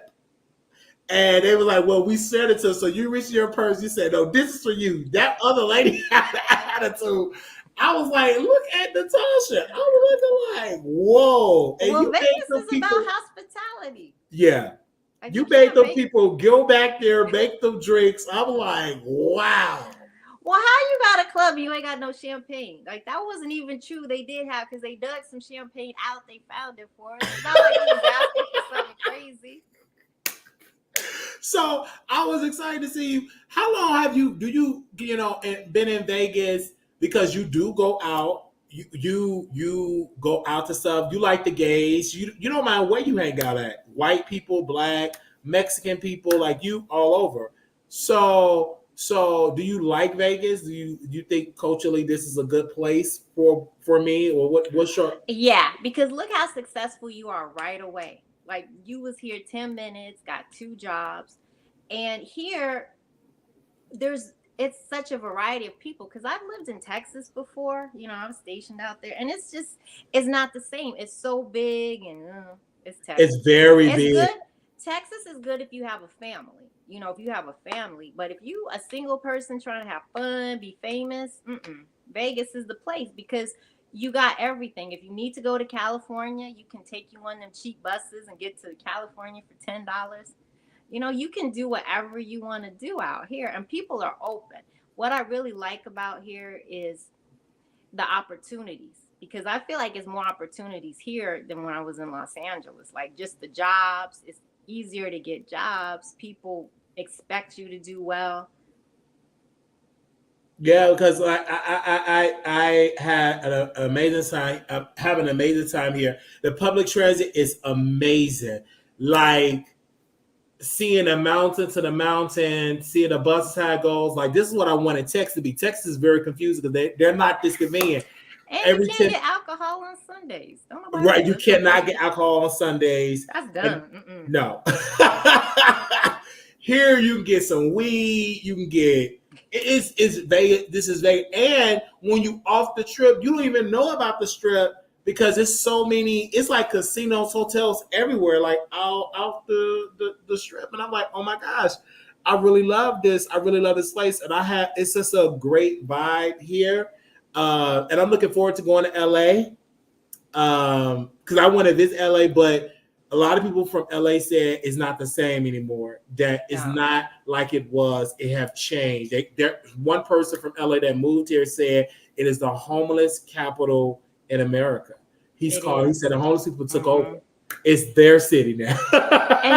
And you have so much going for you, Wiley, because you're so talented. You have so much personality. You're young. You're tall. You're handsome. You need to be somewhere where people want that, where people That's true. see that, you know, because that's what they want here. People want to see you. People want talented, good-looking young people here, and that's what you are. And and you can do anything here. Yeah, that's how I love it here. I love it here. And shout out to Latavia here. She's be Hey, performing. Latavia. And Latavia can sing. yeah, she can, and I love it. Like she got another show coming up soon. I'll Uh, be uh, right back. I gotta refill my uh, wine. okay, she got Latavia got another show that's coming up very very soon here. So and that's just amazing to see people that come from Vegas, that grew up here, that is doing what they're doing. Um, and shout out to Natasha having her on because I wanted to get her input for someone that worked in the industry and how she avoided it. Of course, she says she always stay packing with her gun. She don't play that. And she said they knew who to try it with. They knew not to try it with her. And so it was good to like have her on. It's so good to like be like I said, it's so good to be here in Vegas. Definitely I upgrade all that. None of my equipment is in Vegas, so I have to go get it from Texas and move it here. Whenever I get it, but none of it is here. Best believe power bottom. The power of all the equipment will definitely be here. I don't have my camera here, my what's name here, none of that. They say all publicity is good publicity. It's called a takeover. I personally don't believe it. That's what they do. Wiley, how are you getting used to the weather? I love the weather. I was kind of mad because when I left my job, I left my 2 waters in the office, and I was so over it. And I'm up here. I don't know. I left my 2 water, and it was cold. I'm used to the weather because again, um, when I came from Texas, that's all I did was walk. So I'm used to the weather. I'm used to it. I'm used to it. I was out walking up the street, just walking and walking and walking and walking. It's not like unbearable because I'm like, why this season's not unbearable for me because I come No, from it's Texas it's and it's you not as just hot. it's about to be 114 on Friday. Okay, so I'm gonna definitely have to have. Is I'm off on Friday? Yeah, I'm off on Friday. They said thank you, Wiley. I'll be performing live on. Okay, she's performing on July the 12th, you guys. So, is I'm off And on the 12th? Latavia can sing. Her voice, I mean, you want to cry. And Yes. I you want to know. I think you she's did probably the last beautiful. time she did perform. Yeah, I am Yeah. off on that day too. I believe I'm off on Friday. Where's my phone? Good. So I can see you on Friday. Well, I get off work though at 4. Maybe I can leave early. Yeah, because like we gotta hang out. I got this is Pride Month, so I want to see how they act like this is Pride Month. I'm really here for it. I do want to drink some champagne. I gotta drink some Yes. champagne and all that type of stuff. And just really hang out. I'm really here for it. Like I said, Vegas is nice. It's like learning. I think learning Nevada, like learning this state, is really something. Just learning the people. I'm really looking forward to it. And the guys here are amazing. So if you can find they said why couldn't you create good content? I did create good content in Texas, but I feel like I don't think you understand Vegas and the shows, the strip, and then LA. It's entertainment. It's The entertainment out here. entertainment, yes. This is Las Vegas is 24 hours entertainment. You got the best entertainers, the best chefs from all over the world, everybody. Just like look at when we went to karaoke and you hear somebody like Latavia singing at a karaoke place. Because people that are here are so talented. There's people who are here from Broadway, who are here from all the big shows.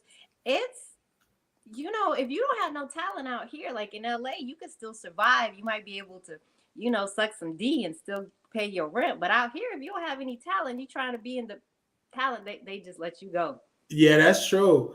And I can't, man, it's just really fun. Like Brandy's coming here, like all, and then the one thing because I love to go to concerts. I cannot wait to get the checks start coming in because I have to go see Brandy. Brandy's coming here. Always and somebody.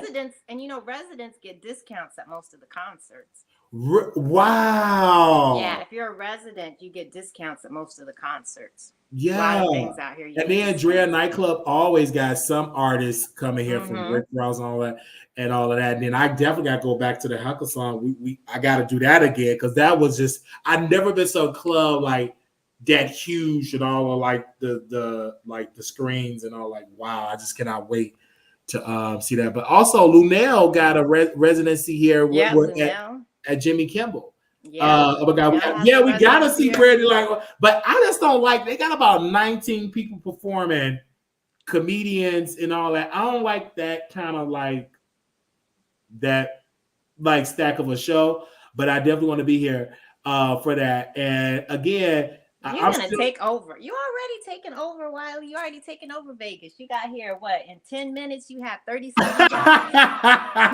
And then Wiz Khalifa coming back. I love him. But no, right. Yeah. And I came here to really work and to also not just to do what I did in Texas, but work, be at home and all that, and just do videos in the house. No, I really wanted to take the show outside to interview people, talk to people. And one thing about Vegas, everybody loves a camera. Most people love it because they always want to go to the next level. So that's one thing. And there's so many natural things out here. There's so many nice places to go for walks and hiking. I gotta do the hiking because I see the thing. I say I definitely gotta do the hiking. I was like, come on, I'm seeing the mountains. Like the thing that gets me, I love it. At 5 a.m, like the sun is out about 5 something. That was weird for me. I'm like, I'm outside walking at 5 something in the morning, just like hello, and I'm seeing the mountains. And it's already 85 degrees. Yes, but I love it though, and it's like I love it. It was fun. I really want to hike. We definitely got to do that. Yeah, I like hiking. I gotta do hiking with you. Yes, definitely. Somebody said there's nothing wrong with staying and living in a new city. Someone said you gotta be open to change, to experience greater. It's I've lived in several states. Yes. And there's nothing wrong when you don't have like my mom even said, if you don't have no children, then why not? That's what you're supposed to explore and all of that type of stuff, And there is nothing that can take the place of travel. That's the biggest experience because fortunately I've been able to travel all over the world. And there is no Gucci purse, no Louis Vuitton, nothing that can come up with that can take the place of a trip somewhere. Wow. So you have traveled all over. What was your favorite place overseas that if you could just live there forever, what would be that place? You know what? It's a toss up between Naples, Italy, and Busan, Korea. Because Wow. Naples, Italy is gorgeous and everything, but it's not a lot of tech there, right? And it's just real easy to kind of just go around and just kind of do whatever, and people are nice and people are open.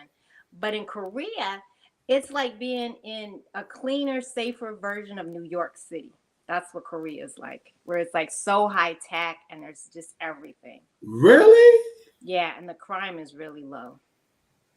Oh, wow. I would love to go visit. And I heard they got some good chicken, some good fried chicken there. Oh, Yeah, Korea's it's amazing. I liked it. I liked Korea better than Japan. wow. Yeah, because the men are a lot taller in Korea. So We definitely. I really love how you said no matter you can't replace it with travel is the best, and it helps when you travel. People is less depressed, you're less stressed because you're able to experience. The average person will never get to experience the earth, experience this world. They just stay in a little area. If they're in the south side of Chicago, they only know that, and that's yeah, sad. They yeah. said we're in Korea. Busan, it's near Seoul. It's not too far. I was stationed in Busan and I was also stationed in Chinhae. So they're near Seoul, Korea. They're not too far. It was like Busan's about half an hour away from Seoul. And I love, being here. What should I do a good to hang out? Like, what do you do on the weekends, Natasha, when you go out? Do you go to the strip? Because you said you don't do the strip No, unless you you probably have to. yeah, I just be out. So if it's the weekend, it's some alcohol. I'm just gonna be out. I'm out wherever. Yes, But I like to, yeah, I don't have like a certain place. It's the people. Like I care about who I'm with, what the that's vibe true. is. So I kind of bounce around because I'll find one place and maybe not like it and then go to resorts where I'll go someplace else. So it just ends up wherever the people are. Yes, yes. I really, really love that fact of just going out and you are definitely a great team player because you will go out and have fun. Yeah, so see all these people like your meet and greets have been amazing. I met such great people. Everybody's cool. Like I'm a Couture, she's beautiful in person, and ArmonWIggin needs to be slapped because she's just beautiful. Just a Yeah, she is beautiful very young beautiful in person. just a beautiful young woman and just smart, intelligent, fun, and that's the whole vibe. Your whole vibe of people and other people's meet and greets is not. Your whole vibe. Everybody was cool. Everybody was fun. Wasn't no. You ain't got them church ladies.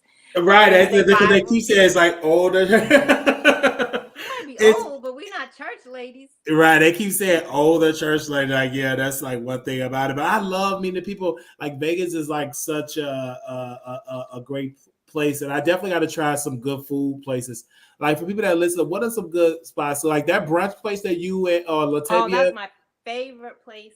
Yeah, because I went there. Latavia introduced me to that place for her birthday. It's Mariposa Cafe. That is my favorite brunch spot. And it reminds me of this one spot I used to go to in Oakland. But yeah, that place is good. There's some good Mexican places out here. I like Don Juan's is a really good Mexican place. There's a really good steakhouse I like that's over. There's a good steakhouse in Circus actually, and there's another good steakhouse over like at the D in downtown. So I like going to Fremont. I like the steakhouses. We got some really good Yeah, I steakhouses gotta out here. go. Some You know old what? I school. went past when I was staying at the Circus Circus twice. It's right on the first one. I went past that steakhouse and did go inside of it. I love steak, so I'm gonna definitely Yeah, have and to it's try that. real old school Vegas where like there's a sommelier there. We gotta go to on Sundays. My wine club meets up, so we'll go to one Sunday. We'll go to my wine club thing, Okay. and I don't have to go to work early in the Monday, so you can go to the wine club and meet some people. Because we Yeah. have our thing at the wine club. We go different places with my wine club, but it's on Sundays, and like it's Wow. just great. What And you can about? try all the wines. I would love that. What about Hill's Hell's Kitchen? They was like they You said know, it's not as great. Well, but a they said lot it's of the overrated. places on the strip, yeah, it's kind of overrated. Like I like Old Vegas because Old Vegas you get like the real good service where they come and they make the salad. They make the salad at your table, and Uh, you just get just so much better service, and it's real old school. Because a lot of those strip places, they don't plan to keep them in business for long. It's just for tourists, and they're usually overpriced and not that good. yeah, because like you have to take because like now that I'm This off is the the wine I'm drinking now. Somebody asked. It's Cote de Rose. oh, because I was drinking red wine because I had my steak, but I was like, I would love that because I'm like I want to experience more of Vegas other than the Strip, other than mm-hmm. like the old Vegas and like downtown was nice and Yeah, and like now I want to visit like now I already know like, I'm gonna be down to like now I got like about 18 free tickets of the movies and me and my roommate we're going to go see Bad Boy. You should come with us to go see Bad yeah, Boy. Definitely got to see Bad Boy because I love and the movie theater is up the street mm-hmm. from my house. Uh, Yeah. it's always a And we got casino. It's and we casinos everywhere. I was just everywhere, it's and we casino. oh, there's casinos in the gas station, It's and it's everywhere. And I'm like, oh my god, and that's what I said. It almost got addicted to me because when you go there and I won at $1,100 and I pay you my want $1,100. how about like 1,100? Yeah. Vegas is for you because I've been gambling for 30 years and all together I won $1,100. Because I So kept my getting 30 years of gambling. those free what do they call that? Those free plays or whatever extra. And I had hit like for 1,100 for the both time I had it was like $1,100. And yeah. And I stopped because I was like I'm like oh my god like I was shocked because I had came to Vegas with I had literally the last time I came for Latavia performance like it was like I really had no money. So I just sat at the slot machine, put like I would say maybe $5 or $10 in it, and then boom, boom, next you know. That's God trying to get you here. But That wasn't number God. I was like, oh but my god! stay out them casinos. No, I stayed out of it. I haven't been back there since, but Yeah. it's addictive because if you win, you go to the counter, they give you the money right then and there. So I can understand why people is addicted to that. But and I've seen older people, Korean, I've seen all type of people. They just be there for hours and hours and hours. Oh yeah, I used to work at the Hard Rock, and I'm not even gonna say employees would mess up. You know, it was like everybody. Really, the employees would be addicted too? Yeah, and I told you too. You had to be careful because some of these places you don't want to work in one of the little small places because what is it? They will what is it that they'll do? They will the boss might spend your whole everybody's pay money gambling. Really? Yeah. I can't be in a place. No. That I would be pissed off. Like you take my money, you gambled it away. Yeah. But people do get addicted. Why do people get it? I'm trying to understand. How do people get addicted to doing that though? Is it because it's so fun. Like I remember the one New Year's Eve. My friend Lisa and I were out here, and we were with my other friend Yvette. Now, my friend Yvette, she had the money, but she's real good. She just plays video poker. So she was playing all night some little video poker with her little $100, right? And she was like, and my friend Lisa and I, we lost our money right away. We was playing blackjack. And plus we was getting all our free drinks. And then we started trying to play craps. But everybody's at the table yelling for you and they're giving you drinks and it's fun. And it's like, oh, these are my new friends. So Yvette was like, oh, I don't want to spend all my money on video poker. Can you guys hold my money for me? And we're like, okay. Why Yvette gave her $200 to two people who had lost all our money. We lost all our money gambling, right? And she gave us her money to hold. So we was like, oh, we're gonna hold her money. And then it was like, yeah, nah, we not gonna hold her money. We spent it. We lost it in like 5 minutes. The hotel had to give us a ride back to the because we was at the casino. They had to give us a ride back to our hotel because she didn't speak to us no more. She left. She got mad at us for gambling away her money. We still friends now, but we wasn't friends that day. And it was so much fun. Even though we knew she was going to be mad at us and it was going to be terrible, it just felt so good. Wow, because I would love to play Blackjack 21 because I never did that. I want to play it. Only thing I did was a slot machine. I always want to do Blackjack 21. I just want to do it Oh once. yeah. I got to do it once.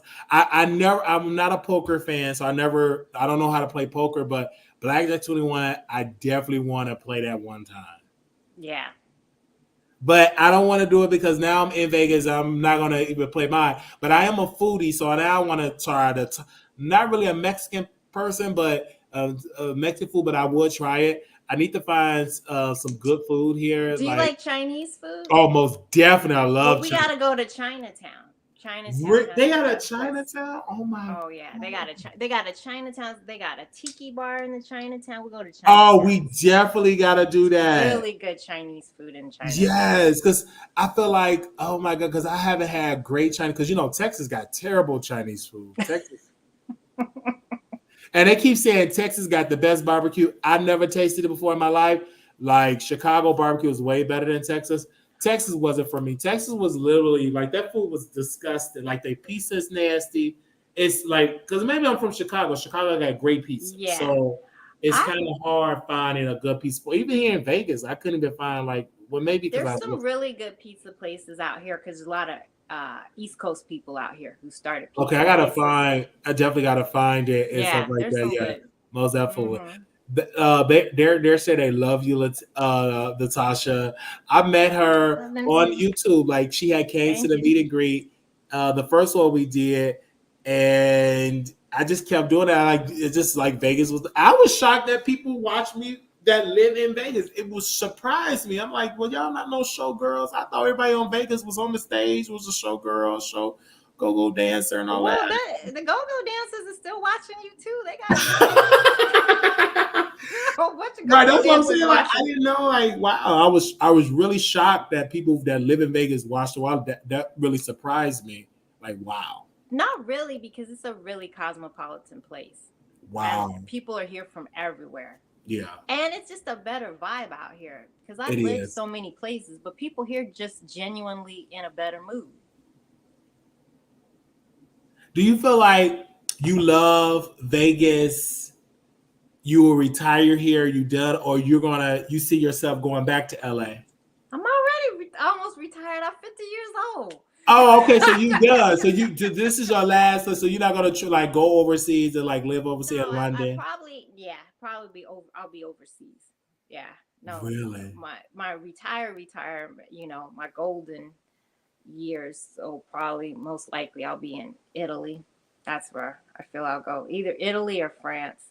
But now, I'm here because my parents are here, so they're older. So I'm not gonna leave the country, because I'm an only child, so I got to take care of them. Oh yeah.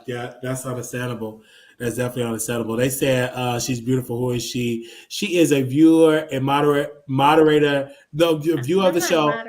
Oh no, not a moderator. Used to model. Did you act? Did you ever get into acting? I was terrible at acting, but yeah. If you call it acting, it was real bad. I got a YouTube channel too. I need to get on it. Yeah, you definitely need to get on it because they were saying that you're so funny and she have so many stories. Thank you. From the I also want to know, do you encourage the youth to go to the military now? Because they're asking people to go there. I mean, they're almost begging people to join. Yeah, you know what? No, I don't. And it's because I was military, I retired as military police. So I saw a very different side of the military. I saw the side of where other military people hurt each other. I was also a prison guard in the military. So that's why I say no. I had a great experience and it helped me financially. I got to travel the world. I had a wonderful experience. But no, I never tell anybody to join because you can get killed and you can't have terrible, and bad things happen. There's wars going on. And I've been to war, a couple times. I was in Operation Iraqi Freedom, and the last one I was in when I was deployed was 2017, 2018 in Afghanistan, Freedom Sentinel. And yeah, no, I mean, it does. It leaves you with A lot of people have had wonderful experiences. Unfortunately, I had a good experience. Nothing bad happened to me, but as being military police and being a prison guard, I saw so many bad things that happen to other people. And so I never tell anybody they should join. Yeah. Wow. Wow. I'm watching right now on Paramount Plus about the Navy SEALs, and it almost want to make me become a Navy SEAL, just because. But that's Hollywood. But I don't think people understand the dark side of the military, the mental illness. I could just remember the people when I joined the military and I got out. I quit. But all the people that joined with me, they have issues now. Like serious issues, because they was what do they call it? They was on the front lines, because that's what we all signed up for. And I didn't know it was that serious, but some didn't make it. Some got mental problems. Some went to prison because he beat his wife, and he was normal at first, but he just snapped. If it had not been for watching you and you telling your story and going to the, and making counseling okay for Black people to go to, I would never have gone. And I didn't go until 2020, and I went in 2002. And all kinds of stuff that happened. So it took me 18 years to even admit that, hey, can I go to counseling? And I wouldn't have gone if it hadn't been for younger people, because like my friends and the people that I know and went, they just all suck it up. Why did y'all? Oh, well, we just all gonna have a bad time. It's gonna be bad for us, and we all gonna be effed up. That's how it is. But then, like, watching you and young people, like, you don't have to live your life like that. You don't have to have you can talk to somebody, and you're not a weak person for going to talk to somebody. Absolutely. I think, but why do you think the military don't prioritize that mental health? Is it because they trying to hide it? Yeah. They're doing a lot better now than they used to, but yeah, especially for women. I mean, women, it's all because I do all the women's veterans charities, but yeah, for women, it's even a whole other issue for us. How they treat us, they act like we're not even in the military. So Even to this day, because but you all can go front lines now. Is that true? Like y'all can be infantry now? They allow women to, or is it? Yeah, I mean, you're there. You're in combat zones, and it's always been like that. In the Vietnam War, they had women that flew the helicopters. It's just you just don't get credit for it. There's a lot of wow. Okay. I mean, you think of all the stuff that women did in the Civil War. There's always women who've done a lot. And the Civil was nurses and the medical people, like, during the Civil War. You had a whole bunch of Black people, slaves, and people who were nurses and everything else. And what do you think? Natasha, your sound went out. I think she got a phone call. Could y'all hear me? Say something else, Natasha. Let me see if maybe if you plug it up and plug it back in so they can hear you. Because I don't know the sound had went on my end. Even in World War One. Maybe if you come back, like click off and come back on, Natasha. Let me drop the link again, and maybe that'll work. Give me a second, you guys, because I want to make sure we can hear her on there. Oh, that was interesting. They said even in World War One, when women moved, LOL, that Rose. They said that Rose kicked their Rose. Who's drinking Rose? Oh, that's what you said. What she's drinking, Rose. You said Rose.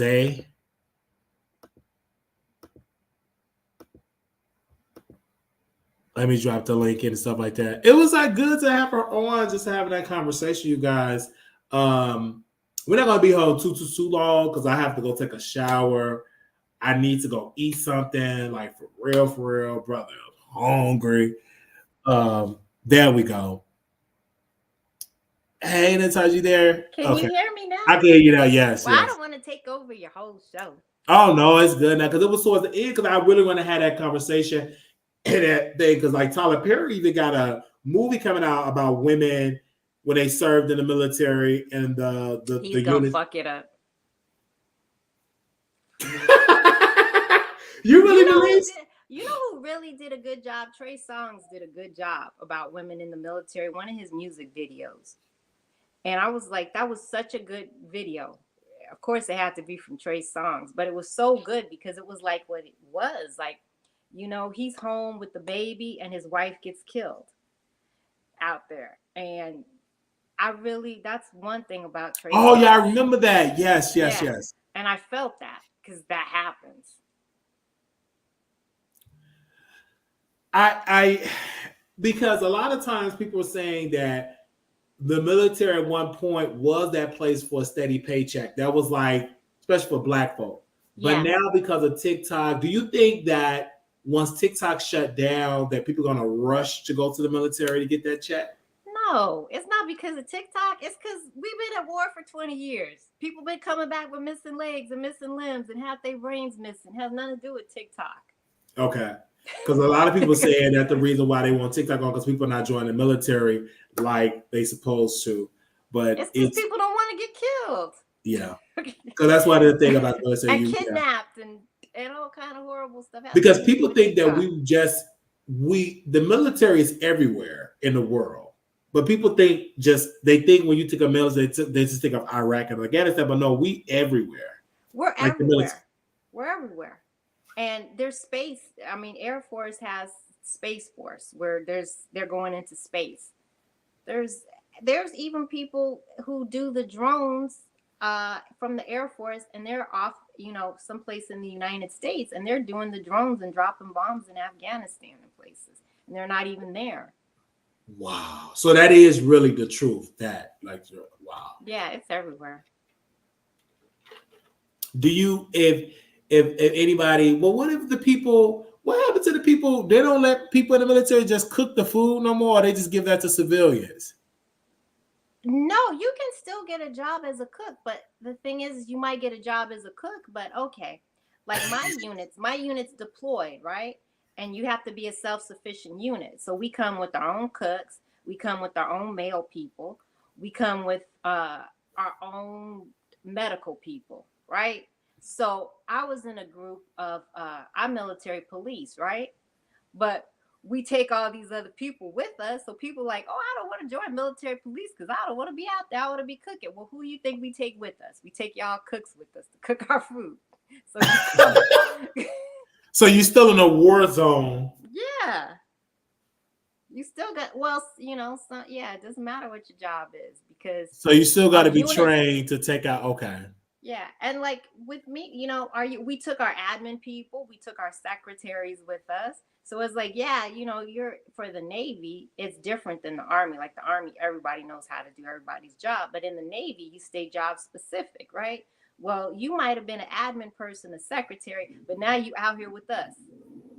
Or you have to be out here with the inmates, with us, cooking and writing up paperwork. Wow. Because I always thought like the Navy is so like, I thought everybody said the Air Force is the best branch out of all of it. Is that still true or no? I feel so, yes. Yeah. Is it because it's better from the Air Force? It's better benefits? Is it just the morale? Everybody has the same benefits, but they don't have to do their deployments as long. Oh, their deployments are different, and they don't have to stay stuck up. Like the Army will have like 11 people in a tent. The Marines will have 13 people in a tent. Navy will have 8 people in a tent, and the Air Force might have 4 or 5 people, if they even have you in tents in the Air Force. Wow. Okay. Wow, it's so good to hear your point and hear what you have to say. I didn't know it was like military police overseas. I just thought they just was in America on the base. I didn't know that they. We're everywhere. Wow. And you're done with the military. You would not go back. If they called me, I mean, I'm retired, but yeah, if they called me, I'd go back. Really? I'd go back in a heartbeat. You would go back? Yeah. Wow. Actually, I cried when my official paperwork came in that I was retired because I didn't want to retire. So that's why now I got this crazy civilian contracting job. So I can still kind of be in the midst. Wow. So you cried. I was like, I don't know why I left. The whole time I was there, I was like, this is horrible. I can't stand it. But then once I was gone, I was like, Not you cried. It's like, the military for me is, it's like that dusty man you need to leave. You need to leave him, but when he's gone, you sad. They So said you people, just remember the good times. wow. They said people get arrested in combat. Yeah. That's what Lisa said there. And they said thanks for the service. So people Oh, you're welcome, Miss Twinkle. they said people still be doing leaving the military, won't come back. Is that still a real thing or is that a myth? No, that's real. No, AWOL, yes. Lots of people do that. I was in units where people tried to do that. My own people, yeah. No, people try to do that all the time. So what do they do? Like if you say you want to leave, you can't leave until you complete once you're in there. So if they leave, you have to track them down. I heard, or you don't have to track them down. It's just on their record. I heard mixed we'll things. Track them down. Oh. If you try to go AWOL, you can't. You'll never be able to get a job. You'll never be able to do anything. Really? Yeah. And we'll come get you. Like eventually, you'll be running. Sometimes there was people. I know some military police people who got guys who've been gone for like 20 years. Now wait, they came back for 20 years? The police went and got them, yeah. And do you serve time or they just give you your paperwork? You go to prison for that? Yeah. Yeah, you go to prison. Oh my God. Yeah, especially depending, like if it's a war zone and you did some desertion, yeah, you're going to go to prison for it. And you're going to go to a military prison. And that's nowhere near like federal prison. Like it's not.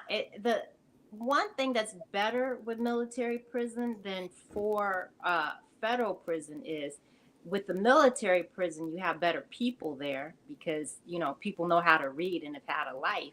So it's not going to be quite as bad as what you might get in a federal prison. But then you don't get treated as well as you would in a federal prison. Wow. That is something. Yikes. So it's just best not to join if you're going to leave. But people do. I remember when I was getting processed, it was people doing things to get injured for real, to get out. They changed their mind.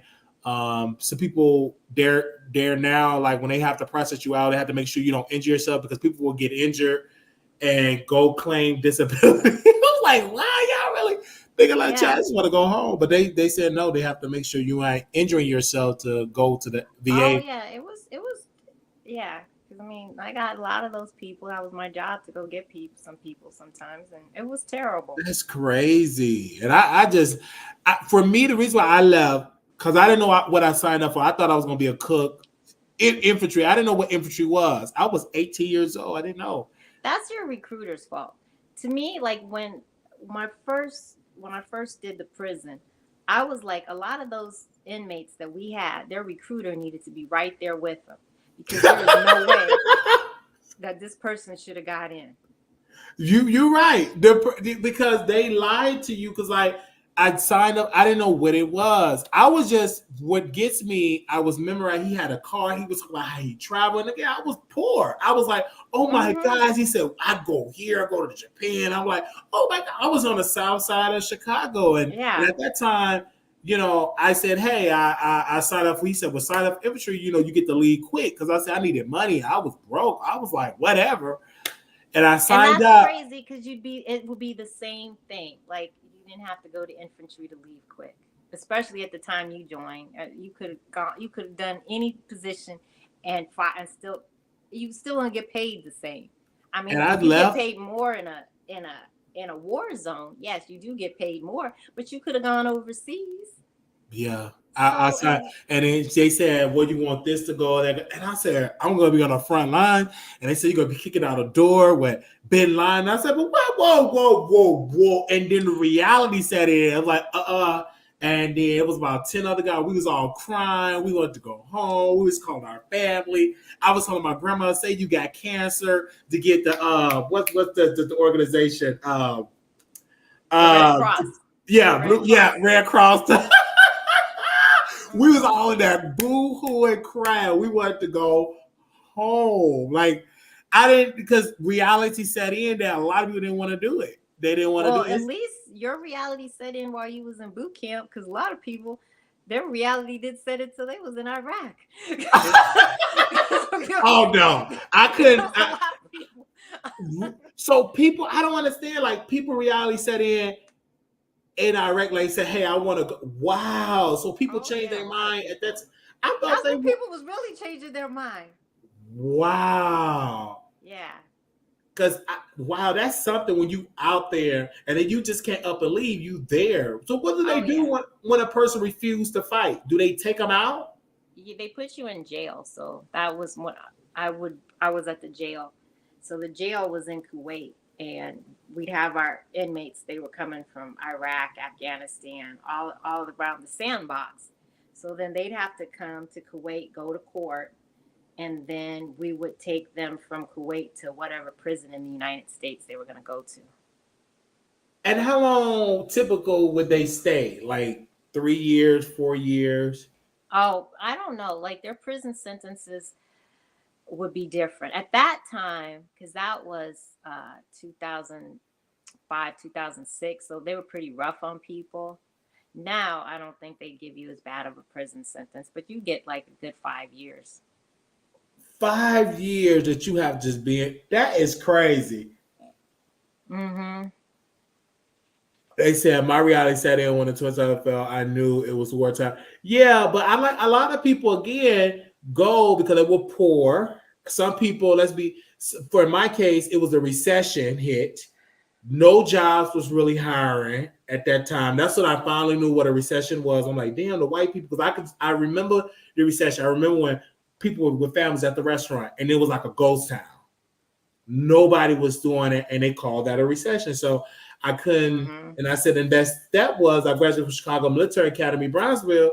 They say, hey, join the military, and I couldn't pass that ASVAB test to save my life, but I finally passed about 3 or 4 points. And I said, hey, I will sign up for infantry because I was broke. I needed some money, and my recruiter, he was attractive. So half of the stuff out of my hormones was raised. All the recruiters are attractive. They're very attractive. And Oh did they yeah, do I that got on friends that purpose? recruit. Yeah, Have yeah, attractive recruit. He was very exactly. attractive. Oh yeah, they're all He attractive.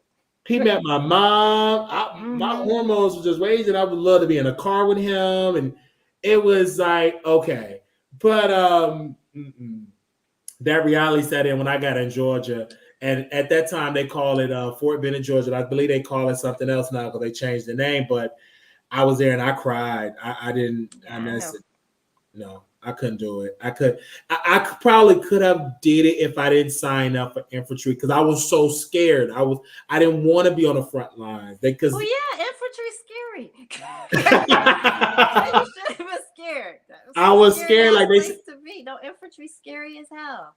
they said, you on the front lines. I said, really? I can't do it. So Yeah. I really wish I could have just did like the drone stuff. No, you don't. Well, yeah, you have to be an officer. That's the other thing. Oh, really? To do the drone stuff, you got to be an officer to do the A drone lot stuff. of them, yeah, and they're in the Air Force, so they're not even in the Army. So it's like a They whole don't have the different people in the branch. army to press the button. See, I could do that. Sit No, at that's home, the Air press Force. buttons, That's put the my Air Force. headset on. So But I it's heard people that do different that. branches. They go Okay. crazy too, though. Even the people that do the drones, like they're having issues too because they know because you still see on camera, so they know they killed a bunch of people or whatever. And even though they that weren't does something. I remember they did a movie about that, and I said, "Wow!" So you physically have to see it to do it. That's something, man. That is something. But I love the Yeah. fact to have you on to educate the public because the military, they show you all the goods. Oh, it's so good. You could travel. They got all these attractive people. Now they're being smart. They're getting these creators, these influencers to talk about the military, make it all juicy. But it's a dark side to that because a lot of these veterans, they're online too. And they're telling people don't join. It's a dark side. It's like, and the military don't like that. They hate It that is. people is showing that and deterring people from joining. It's a dark side, and then the other thing too is it's kind of like gambling. It's something that you get addicted to because then once you're in, you got those people. Those are your friends. Nobody else understands you. So because I remember when I had come back from Operation Iraqi Freedom, and my best friend at the time, you know, she was having her wedding. I was the maid of honor and all this and that. And it's like I couldn't feel it. Like I should have been so happy and so excited from all of this, but I couldn't feel it because I've been on one where, you know, I was gone for almost a year and it was just a lot of madness and a lot of stuff going on. And then to try to, you know, I couldn't relate to people. I couldn't relate to my family. I was engaged at the time. I couldn't relate to my fiance. You know, we broke. I couldn't relate. I wasn't the same person anymore. Wow. Wow. Wow. They don't talk about that in the military. They don't teach that in training. How No, that can. I came home and my own mother was afraid of me. Wow. And you know, and then it's like, you know, it was just, that's why I don't suggest it to anybody, because I had a good experience somewhat, but I did have a good experience, I think. I mean, whatever, it's done, it's done. It's been over 21 years, but there is that point where you can't relate to people, and things do happen different in you. And even in my life now, I'm 50 years old and I still got to have excitement. Like I can't be just sitting around. Yeah, because you I can't sit down. Because you be out and about like you, yes. Wow, they don't teach that in basic training, how to adapt from military life back into civilian life. They don't teach that. You can't teach it though, because you can't really it's different teach for everybody. And then some, you know, you can't. You can warn people, is all you can do. Yeah, that's why I see why a lot of people in the military, they try to adapt to drinking, or they find other ways to cope, because or people go back to it because they're so addicted to that action. They go back and deploy back and back, especially those that's on the front lines. They go back over and over. And it's not even just like necessarily being on the front lines, because people, our idea of what you see like happened in World War II, people actually being shooting out there and this and that, is different than it is now. Because now, like, say you're just on the base. Well, mortars come in all the time. You're always on high alert. You always have high anxiety. And the deployments are longer. So people are over there for a year. Wow. And sometimes people are over there for 2-3 years straight. And you even got civilian contractors, and sometimes they'll be there 10 years straight. And imagine you're someplace and mortars are coming through, alarms are going off, you get woken up. You hardly ever get to sleep. You get woken up and you got to go in a bunker because the mortars are going off or something's happening constantly. And you can't trust anybody. You never know what's going to happen. And no, you weren't on the front line. You didn't see anybody getting shot, but then you see the after effects of it. You know, you still see, because I was in Afghanistan. Now, I didn't see anybody get killed, but then I'd be there when an IED would come, and you know, and some people got killed on the base, and they were like, oh, it was kids. Didn't any Americans get killed, but it was it was a Army, not Americans, on the ECP, and some children got blown up, some little Afghani kids. And just too, when the United States pulled out of Afghanistan, and I have so much in my house from Afghanistan and the people I knew that were Afghani citizens. And it's like, now to think what horrific crimes happened to them by the Taliban now. You know, all these people that I knew, that I went to their restaurants and that I bought their stuff from, and all these Afghani women who were happy to see me. Wow. Do you feel like that whole ordeal, America failed? We should have never been there. I don't know. Because I know personally with Iraq, the research that I've done, they said they're doing, this is videos that I've saw, how their economy is trying to come up. They got stores now. It's some pushback. But again, like this philosopher told me, people in the government can make these decisions, but it's going to affect real lives. And the people that make the decision won't even see, they're not there. They're not there. And most people that make these decisions really haven't been on the boots on the ground. And like I said, it's not even just because this war's gone on so long and so many wars, it's not even just people on the front line. It's just people who are there. It's just even like, say you're a nurse and you're in San Diego and and all these guys are coming back and women are coming back with missing legs, burnt, and you got to see that. Well, you're at the hospital in San Diego, but these are the people you're getting. And just like, say, military police and people, who worked at the prison and the Fort Leavenworth and all these prisons. Well, now you see these guys, you got to have them in your prison that done killed their whole families and everything. And now you have to deal with that. So it's so many people, because it's gone on for such a long time. It's so many people that they're affected by it. Wow. It's not just people on the front lines that got it. It's a cascading effect where so many people are affected. Even too, one of the things with a lot of these horrific police shootings and things that went on for a while, if you go back and look at these police officers, well, they were they were over in the combat zone. And they came back and now they're a cop. And that's different because a lot of them handles things to neutralize or take the threat out. Yeah, it's different because I've had to learn, like when I did private security in different jobs, like, customer service, because in the military, you don't get no customer service. Just stuff that you can't do in the civilian world that you can do in the military. But them the type of people they like hiring, like your resume. Exactly. Really, yeah, they love to hire you, and then. And then when they see how you react, because you cuss out everybody and want to fight people.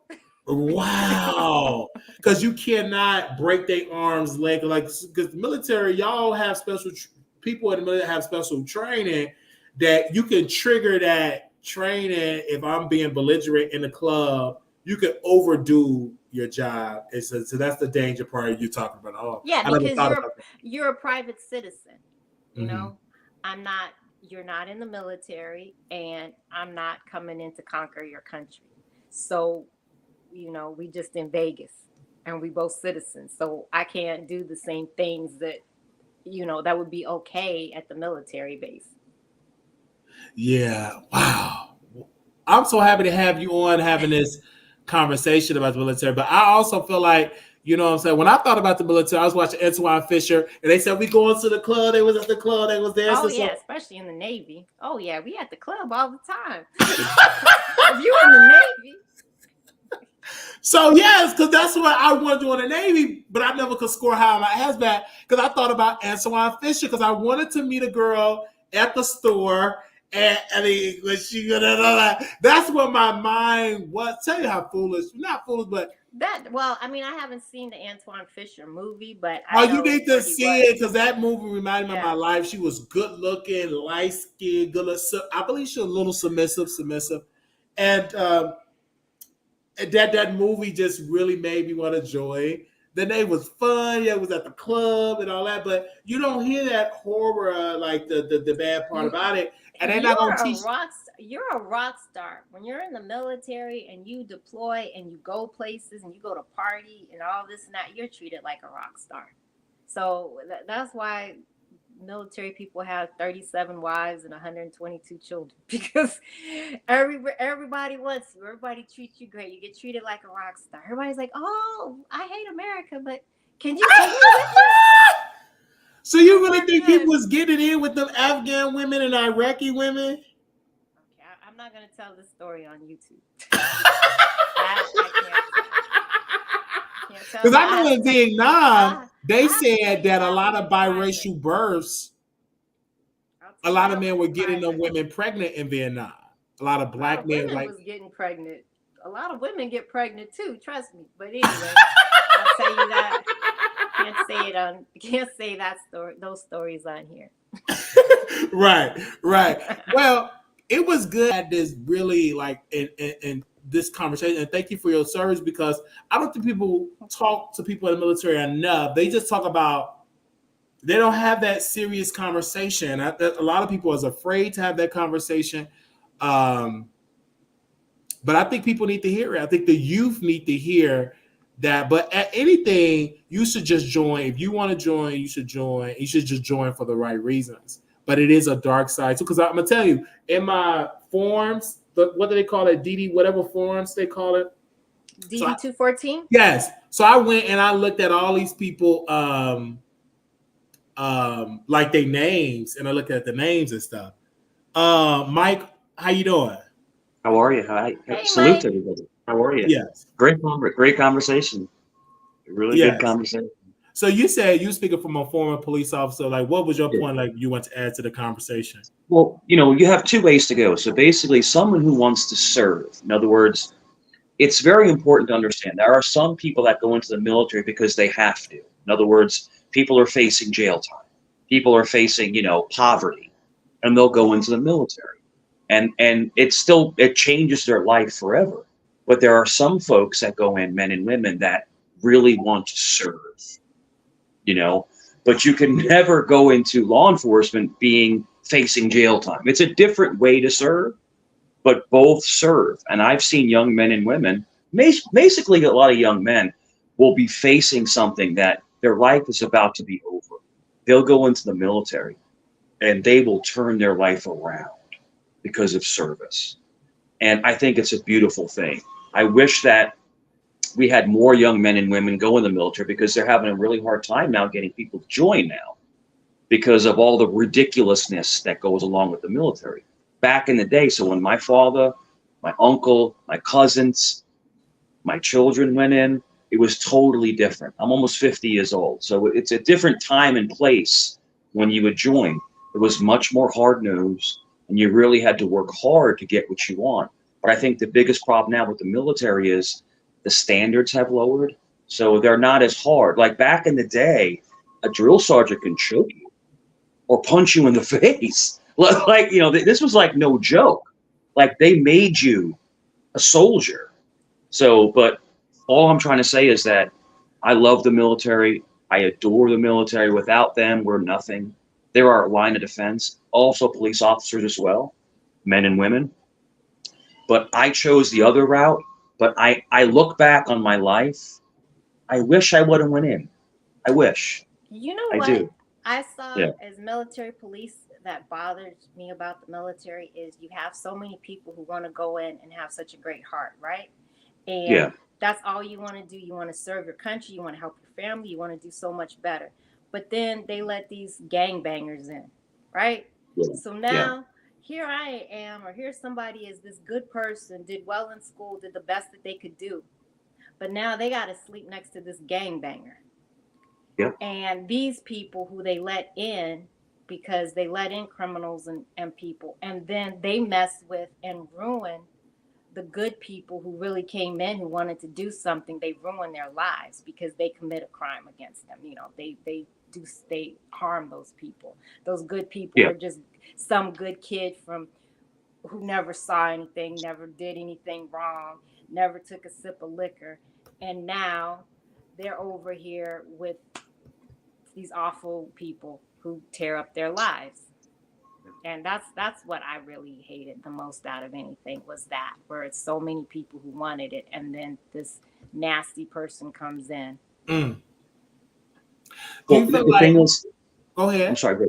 No, go ahead, Mike. No, I don't want to cut you off. Go ahead. I feel like when the military, like you said about the drill sergeants, is it because of the lawsuits or the trauma that they were doing too much for that? Because I heard, like, back in the day and all that, like punching them and shit. Did somebody die at one time at basic training for a bad drill sergeant? That's probably why they changed the policy. Well, a lot of people have died going through or passed away going through basic training. But even if you go into special forces, special operations training, you have to go through SEER, which is search and rescue. You have to go through, dive school. You have to go through Arctic school. You have to go through all these different things that can end you. These are very strenuous trainings that a lot of people that go through can't make it through. But the selection process now for special operations is a lot higher than it used to be. But people they do pass away in training. They do, because look at the way that these young people are now. They're not like us back in the day. they're not tough as males. They didn't grow up like us. They didn't grow up fighting and scrapping and doing all this stuff. When I went through training, it was like nothing. It was like, okay, push-ups, some pull-ups, no problem. It was no big deal. But I came out of I played football. So I mean, I came out, when I went in, I was in physical shape. I was ready to go. So the stuff that I do, it was like football practice. It was nothing, but you have to have a mentality. And that's the biggest thing, is that a lot of the mentality of these younger people, they're so woke. They're so broken in their head. They don't know what to believe. They don't know what to think. They're confused, but to be in the military, you have to serve. You have to serve the president and the troops and the troops next to you. What if they offered $250,000 to sign up? Would that change the enrollment process? Would get more people? For some people. I mean, depends on what you're going in as. Like if you go in as IT, but I don't think, because I just I was in 2002, and then I retired in 2022. So I saw a whole variety of different types of people. And I don't think there's anything wrong with the younger people today. Even with the standards that have changed, one of the reasons that they changed some of the standards is because you don't have big old men don't join anymore. Big black men, big white men, guys don't join anymore. Yeah. You wouldn't have a military if it wasn't for short dudes and women. They're just not joining. So it's like, okay, and there's a lot of technology now. So a lot of those things you don't really need anymore. It's like a lot of things because there's so much technology and dudes with drones and stuff. So a lot of things you don't need anymore. One of the things is, I think with the military is changing, is they're trying to be actually more open to families and not have it with women, where if you got pregnant, they just added that time onto your, you got 6 months off for after you had your baby. And then they added your maternity leave onto your contract. They're changing that kind of thing. And they are making it more family friendly. So you were Army, right? You were Army? You were Army? Navy. You were Navy. Salute. I'm in Virginia Beach, so salute to you. Oh, yeah. I caused lots of problems in Virginia Beach. Navy everywhere. Yeah. So we would always work with Shore Patrol all the time, and it was funny. It was really funny to work because I'm telling you, these Navy dudes, they would get drunk and they would just be stupid, and they'd catch you beating. It's like, what are you doing? Like stop. But then so we would hem them up, right? But then Shore Patrol would take them, put them in the back. Remember the white vans with the, and they would take them to the. I was on both ends because I was Shore Patrol would have to. My friends would have to get me. I was on both sides. Yeah, Norfolk, crazy, Williamsburg, Virginia Beach. Yep. Oh yeah, yeah. That ocean front. Oh my goodness. Yeah, all the clubs down there. Yeah. Oh my gosh. But it was wild, and to my favorite. I'm older now. I'm You're younger than me. I'm almost 50. I'm almost 50 years old. But when I worked, 50. So you look great. You look fantastic. But when I was working in my mid 20s, I'm a bigger guy. I'm 6'3", at the time, 240 something pounds. I'm a bigger guy, right? And they would still try to fight me. I'm like, bro, you're not gonna win. Like, what are you doing? Like, I have a gun on me. Like, what are you doing? And I'm twice your size. But alcohol, it's funny. They would get so hammered, and they would try to fight the military police. They would try to fight the MPs, and they would try to fight the officers. And it's like, it never went well. But the thing with the Navy is, this is what I hated. The MPs would take them away, but they would never get charged. They would basically let them dry out and get released. But it is what it is. Yeah. But because the Navy, nobody likes having us at their base. Yeah. The Army Because the Navy is in Virginia Beach and Norfolk, where I'm at. The Navy was so important to the economy that they didn't want to hem up the Department of Navy. So it was almost like unfair, but that's just what happened. It's what happened. I've seen people have all-out fights and they just get released, get out of here, because they were military. So we knew, and it was always it was always the guys from like Iowa or like Colorado. It was always the guys from like the country, and they'd come down, and it's like they just try to raise all kinds of cane, and it's like, yo, stop. It's just funny. It really is. But I love the Navy. The Navy is I think the Navy is probably the most important branch, I think, because of, the fleet. The fleet is so powerful. Well, we're written into the Constitution. Yeah. The president could get rid of the rest of the military services. If the president was like, I don't want the Army, I don't want the Air Force, bye, y'all. He can't get rid of the Navy because we're written into the Constitution. Exactly. Wow. And people don't know this, gentlemen and lady. Some people don't know this, but you know that the Marine Corps serves at the president's request. The Marines are the president's bodyguards. Mm-hmm. Did you know that? That's why they're at all the embassies. That's why they do all the embassy duty. The president can call the Marines up anytime without Congress. Mm-hmm. The Marines are the president's. That's why the Marines are always at Air Force One, at Marine One. The presidents guard the White House. The embassies. Mm-hmm. Wow, I didn't know that. That's very interesting. Yeah. Yeah. That's very interesting. And the Marines are the Department of Navy. And the Marines were formed to protect naval ships. So the Marines basically were the bodyguards of ships.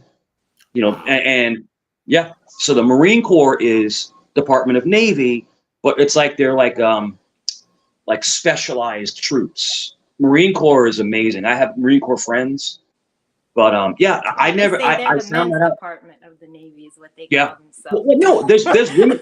No. That's what the Marines say. They say we're the men's department. Yeah. I was like, hey. There's women Marines as well. Of course, there's women Marines, and they don't go into combat. They don't go into combat, but they're still trained to defend. So in other words, if a fort or any kind of outpost gets attacked, the women will step up because they know how to defend, but they don't go into forward combat. And that's what they're trying to change. They're trying to change for women to go into forward combat. Well, they've already changed that. You've got the Lionesses and all these people that were there. And there was plenty of women during all the wars that were already there. Yeah. It's just we don't get credit. Wow. It's not that you don't. Yeah. There's the women that travel. You got the Lionesses. You got all the women that travel with Special Forces. I was at a Special Forces base. I mean, you have all of the women. And it's been like this. Like I was even telling Wiley, since the Civil War, we had women on the front line. We just don't get credit. That's what it is. Yeah, yeah. There are no and let me tell you something. So real fast, when I was on with the city, I actually had a female partner. And she was as tough as me. Now, physically, she wasn't as strong as me, of course, physically. But smart, fierce, yes, she was. But if there was to be like a physical altercation, of course, I'm going to step in. It actually happened. Someone attacked us, and I had, basically to step in. But the thing is that, is a woman comparable? Yes. But unfortunately, some women, are not as physically strong as men. And when you of course not. That's what all the weapons are for. Yeah, but can a woman? What I'm trying to say is, what I'm saying is, yeah, can a woman? No doubt. But can a woman shoot? Can a woman shoot? Can a woman? Need one finger to shoot. Deflect? That's it. You know what's funny? You know what's funny? I still will carry like everything upside down, because when you carry a rifle, you always have it upside down. So it's just weird. It's like these little traits that you have. But no, a woman. So I dated a girl. She was in the Air Force. Okay, she was an airman, and this is years ago. And she was in Iraq. And she had to actually use a weapon. She had to use a weapon. Well, yeah, because she was in Iraq. Yeah. Of course she But was. she had to use a weapon, and she took care of the problem. But the problem is that it haunted her. It bothered her, later on, so, these soldiers. It bothers everybody. Yeah. It never bothered. It doesn't bother me because I've been in some stuff, but it's different because you justify it by saving someone else's life. If you're saving someone's life, and you're a Christian, this is just my opinion, allegedly, my opinion. If you're a Christian and you're saving someone's life, it's almost like you are their savior, in that moment, and you're able to process it and process what happened. But there are some people that have to do things that they don't agree with, and I think soldiers and sometimes police officers are put into situations that, it tests their morality. It tests, what they believe in. And it's really difficult, Everyone needs to understand that when you're put in a situation to have to actually possibly allegedly take a life, it is life-changing because the life you take that life with you. What do you think? Yeah, well, it's either you or me. So, and it's not going to be me. So, you're right. You're right. It depends on the life. I mean, hey, But like at the same token, no, you're right. And I'm sorry to over talk you. I'm sorry. But at the same token, it's almost like you're taking something, but you carry it with you. You carry that memory. You carry that with you. That's what I'm trying to say. Yeah, you're going to. I'm not saying that they're wrong. Unless you're a psychopath, you're going to carry it with you. Yeah. Because if you're in the military, hopefully you think it was for a right reason, but it's gonna, unless you're a psychopath, it's gonna hurt you, and you're gonna carry it. Even if you didn't kill people, it's just, even if you didn't actually kill somebody, even just the fact of what you did led to the fact that people got taken out. There's that you have to go through too. So it's a lot more than people think. You know what's funny? I'm sorry, go ahead. Someone said the military also owns all the freeways and highways. The president controls them all. If I'm not mistaken, the highways was designed so if we get invaded, helicopters can land on the freeway, or we can have it. I thought that's what I've read. I don't know how true that is. That was one of the reasons why, because I know another country did that. But it's I want to ask you the question, sir. Do you think TikTok is the reason why people don't go to the military no more? Do you think that social media is the reason why people just don't want to do the military anymore, or join or be a part? Even I know of the police, they're having a whole problem getting people to become police officers because of all the drama and all the stuff that's going on. But is it social media is a big part of the money that people can make on social media that's stopping them from joining the police or the military? Do I think social media hinders people from joining the police force? I don't think so, but I think social media is, in a way, very evil. TikTok, I will never have TikTok on any device I have. That is China. And I'm not trying to sound like Trump, but I'm just saying that is a China-based, Taiwan-based country platform that spies on you. They actually spy on your devices when you download it. So don't download that app. I think the reason why a lot of young men and women aren't joining the police force or the military is because they tie your hands. They ask you to uphold the law, but then they don't let you uphold it. Can you imagine? Yo, all right? When I was on, you punch me in the face, I'm going to beat the piss out of you. I'm just saying, it is what it is. Yo, they're beating up cops in New York City, and they're getting out with $1 bail. $1. Wow. You start punching me, you ain't making it to the jail. It's not going to happen. And I'm not, you know what I'm saying? I'm like, yo, so basically what I'm trying to say is police aren't allowed to police anymore. They're not allowed to do their job. And let me tell you something. I've run into fire. I've run into houses burning. I've bought people food. I've checked on people that were not my race, that I said, if you need me, here's my personal number. That's my heart. But people now don't want to join the police department because they don't back you up. They don't back you up. If anything happens, they throw you under the bus. Are there good cops? Hell yeah, there's good cops. Are there bad cops? Yes, there are bad ones. But the more and more they dilute, check this out, the more and more they dilute the selection process, they're going to get more and more bad people to join. Does that make sense? Oh, absolutely. It makes a whole lot of sense. It does. Yeah. It really does. Man, thank you, Mike, for coming on, offer your input on that. And I do pray for the police because, like I said, anything goes on with Jesus and 911. Yeah, I'm calling the police. I'm calling them Momo. And I feel like the media plays a part of it too because they don't show enough of great police officer stories versus the bad ones. You got to have a well balance. Yeah, and you have all these celebrities who got private security and everything, and they're like, oh, you know, defund the police. Well, yeah, because I used to even do private security. It's like, of course, yes, for you. Because you don't need the police. Because I remember the LAPD would be, if we would even. Natasha, are you in Virginia? Natasha, are you in Virginia? I'm in Las Vegas. Oh, you're in Vegas. Okay. Yeah. But I was stationed in Virginia for a while. But yeah, they would, you know, when I was doing private security for celebrities and people, and yeah, they're all defund the police. It's like, yeah, because you have us.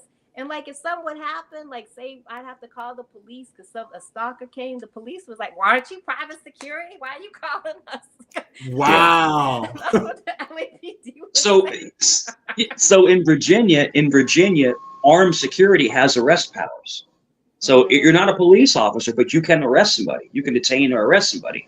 And then we have conserve of the peace. Conserve of the peace is one step above. You're basically considered a special police officer. So your badge can say police. It can. And you have a complete. So the difference is if it's, let's just say that let's say that you're at an apartment complex, right? Let's just give you a hypothetical. And you're robbing somebody, right? And I'm armed security. And they run off the property. They're off the property. You're not allowed to chase them. You're not allowed to leave the property because your jurisdiction is on that property only. But a conservative of the peace is considered a special police officer, and he can chase you, or she. Yeah. They can chase you. And then, you know, also, and that's what the rich people get. Just speaking about the whole thing about policing as well, I think it all goes back from home. I believe this generation have to do enough to train their children to respect authority. I believe that's a big piece of it. And we should stop rewarding bad behavior and saying, oh, congratulations, you do that. No. I've always tell people to respect police because I've met more good police officers than bad police officers. But saying that, oh, that's controversial, or you're not supposed to say that. I supposed to say as a black man, I met nothing but KKK, bad police, and that just have not been my experience. But the media, they push this narrative out that all police officers are racist, and that's not the case. Yes, is it racism exist? Yes, but it's not the majority of every police. That's just not the truth. If that's the case, it'd be more police killings than it is now. But so I just think that and also there's white men that get killed by police, white, black, Latino, but you focus on one piece and you blow it up. And even Mayor Johnson, speaking about, you said it, he's talking about police, but you have the Chicago police, but that's your private security. So of course you can take the talk against the police. They protecting you. So if the police so bad, then okay, take them away from protecting you then, if they're bad. But obviously they're not, because they're protecting your family and all of that. I just think that we as the police, it's so sad because the morale is down. Now good police officers are letting criminals go, like whatever. Y'all do whatever, because if I do this, that's why there's so much crime now. Yeah. You can't even have a store because the stores come in and rob the stores. Yeah. Did you see last month, 832 NYPD officers retired? Wow. 830. Yo, and then make it six figures. They don't, because it's not listen, if I'm going to put my life on the line and arrest somebody, possibly get hurt, K-worded, anything, and then you're going to let them out on $1 bond, I don't want to do the job. I don't want that job.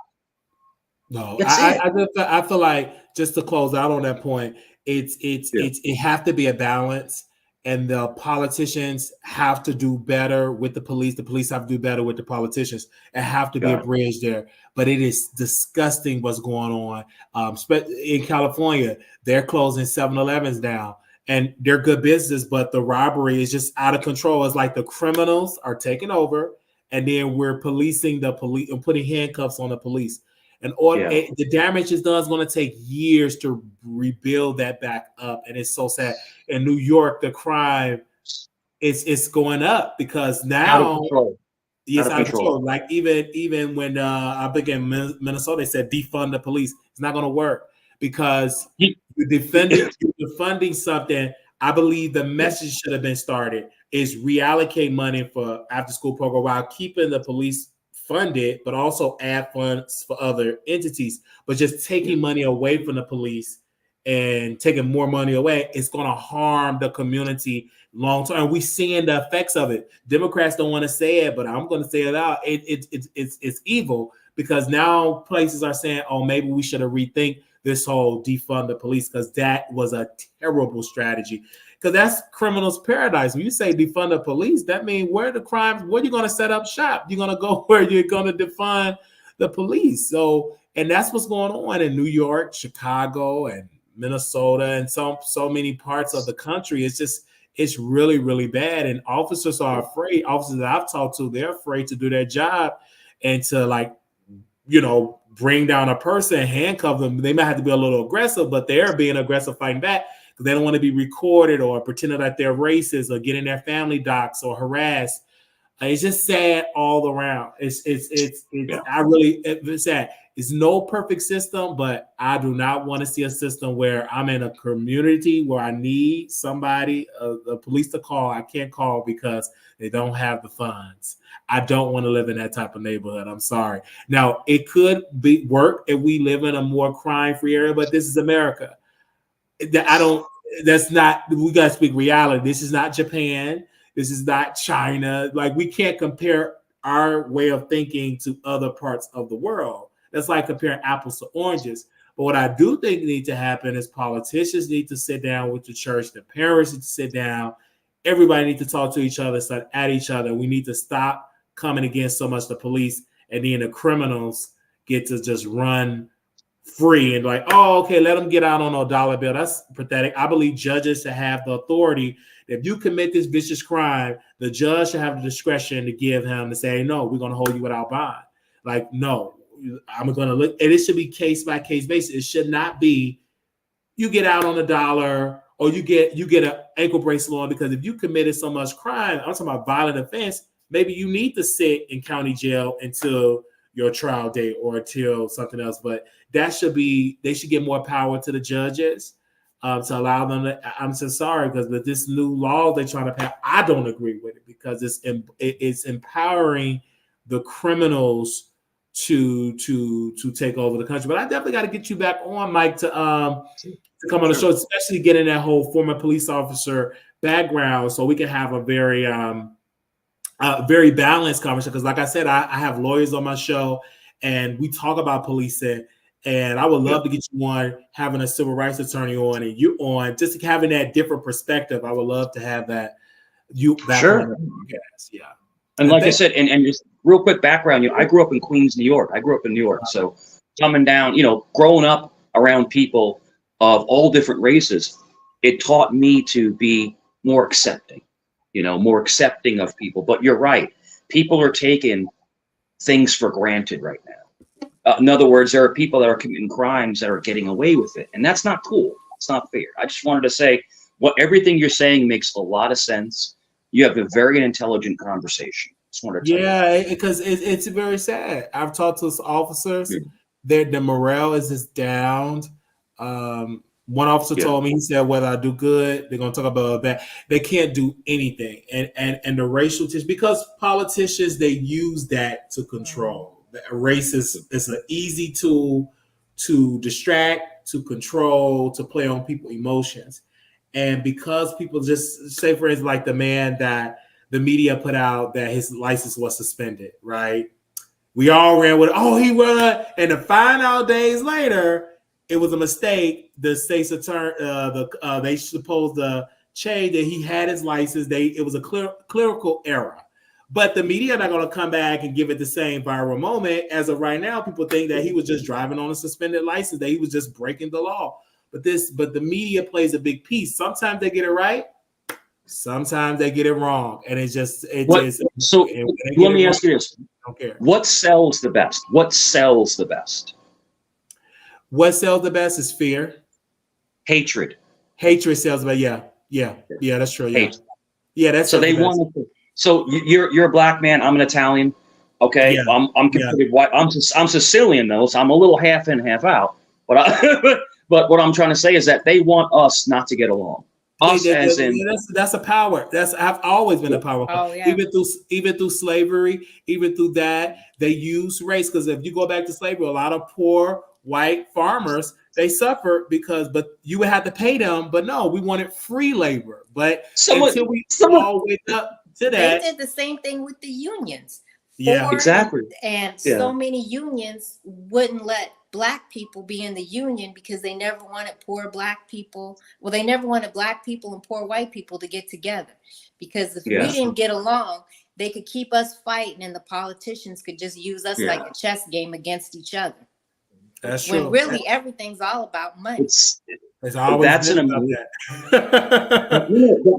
that's an amazing analogy. I think life is a chessboard.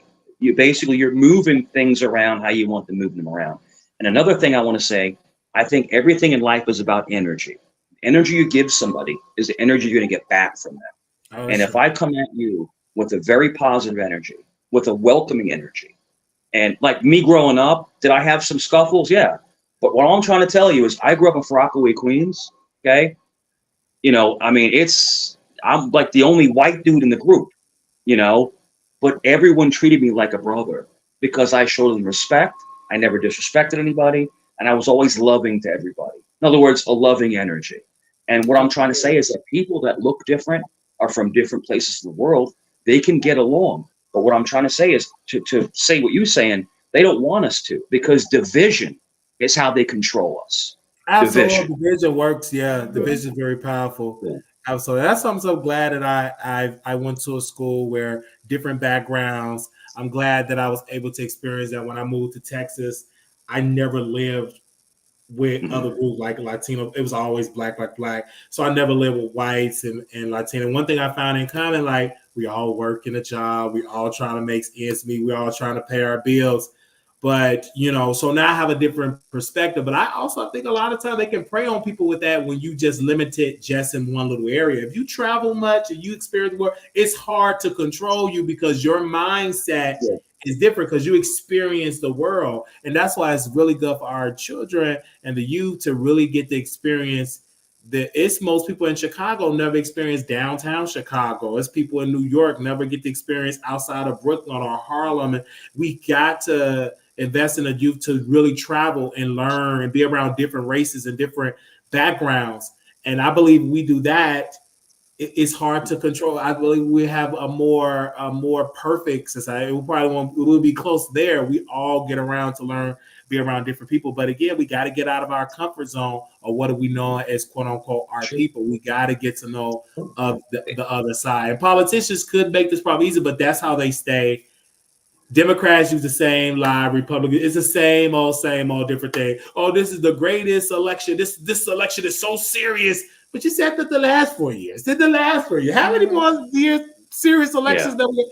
But then when the person they say is going to be so evil that the world's going to end, the world did not end. So, but again, they prey on people that with no education. They prey on us not talking. But thank God for the internet, because it was at one point we couldn't share information like we can share now. That's why there's a lot of issues for a lot of countries to control countries like how they like they could back in the day because of the internet. Even with China, they don't have, I guess, Google, but a lot of people who travel around the world, they bring a lot of them ideas back. And even when they said you got to wear a mask and mask and mask and mask and mask, and look at it now. Oh, I didn't want y'all to social distance. I just made that up. So it's just like it's so much that we see in this world that's just like, oh my gosh. But it's good having this conversation. We definitely got to continue it again. And thank you again, Mike. I got to get you back on. So definitely hit me up in the email. I'm gonna put my email on here. I definitely gotta get you back on the show to speak more about policing because I'm very interested on that. Definitely. But anything we could talk about. Do every subject. Yeah, we could. Yeah, we could talk about. We can do all the subjects. Any subject, yes. And thank you, Natasha, for coming on speaking about the military like this. Thank you, everybody, and thank you, Mike. I'm gonna get going though. Yes, my battery died before upstairs. Yeah, I'm definitely gonna get going too. But this was really salute, Natasha. Salute. Thank you. Salute to you too, Mike. Yes, thank you, Mike. That's a beautiful young lady right there. Yes, thank you so much for coming on. No problem. I will be back. I subscribed already, so I'll put on the all. So if you come up, if I'm home, I'll pop up. All right, thank you. Great conversation. You have a really good fix on reality, which is nice because a lot of these channels, they just talk random nonsense, but you seem to have a really good view. So thank you for having me on. I appreciate you. No problem. Thank you. Bye bye. Salute to you, All right, thank you. Bye. Man, like it was really good having that conversation, y'all. I'm gonna go and take a shower. I want to thank everybody for coming on. Thank you, Natasha, for coming on. Thank you, Mike, for coming on. But that was very important what Mike said. People get on his spruce up, but I love having conversations like those serious conversations. Like I could be talking like on and on and on, but y'all, I'm hungry and I gotta take a shower and definitely got to take me a shower and everything. I was gonna do an after show on Station, but it's already 10:40. I know y'all probably sleep. And it's like 9:40 on Central. I keep talking about my time. And I know right here on the East Coast, it's like 7:41. But I do want to thank you all. If you all want to contribute to the show, y'all are more than welcome to contribute to the show. I did receive some Cash App today. I did receive some Zelle today. But I do want to thank y'all for those that have contributed to the show. I will be going to see Bad Boy movie. Anybody in Vegas want to go with me, let me know. Please let me know. I'm going to take my roommate. I may go with Natasha. I think Latavia, if you want to go, come with us. I do want to go see the Bad Boy movie. I want to go see that and just really have a great vibe to go see that movie. Again, I want to say y'all have a good day. Love you all. Little black boy, you beautiful. Little black girl, you enough. When times get hard, always remember to put God first. Okay. And I will come back on Station here. I'm going to go grab my food whenever it gets here because I'm in a new building. So it's kind of different. They don't know where I'm at. So I got to grab my food. And then on Station here, you guys, we're going to be on Station here. Give me a second. I'm going to get it started. On Station here, we're going to listen to Spoken Reason's very important video he made. So for any creators that wanted to make it in Hollywood and hear about that side of Hollywood, y'all going to hear Spoken Reason word there. And we definitely going to do that. And I see Jada. She's over there on X. This was amazing. Amazing seeing y'all on here. Love you all. Now I'm going to be eating while y'all listen. I'm going to eat it with y'all, but I'll see y'all over there on Station. All right. Talk to y'all soon. Bye.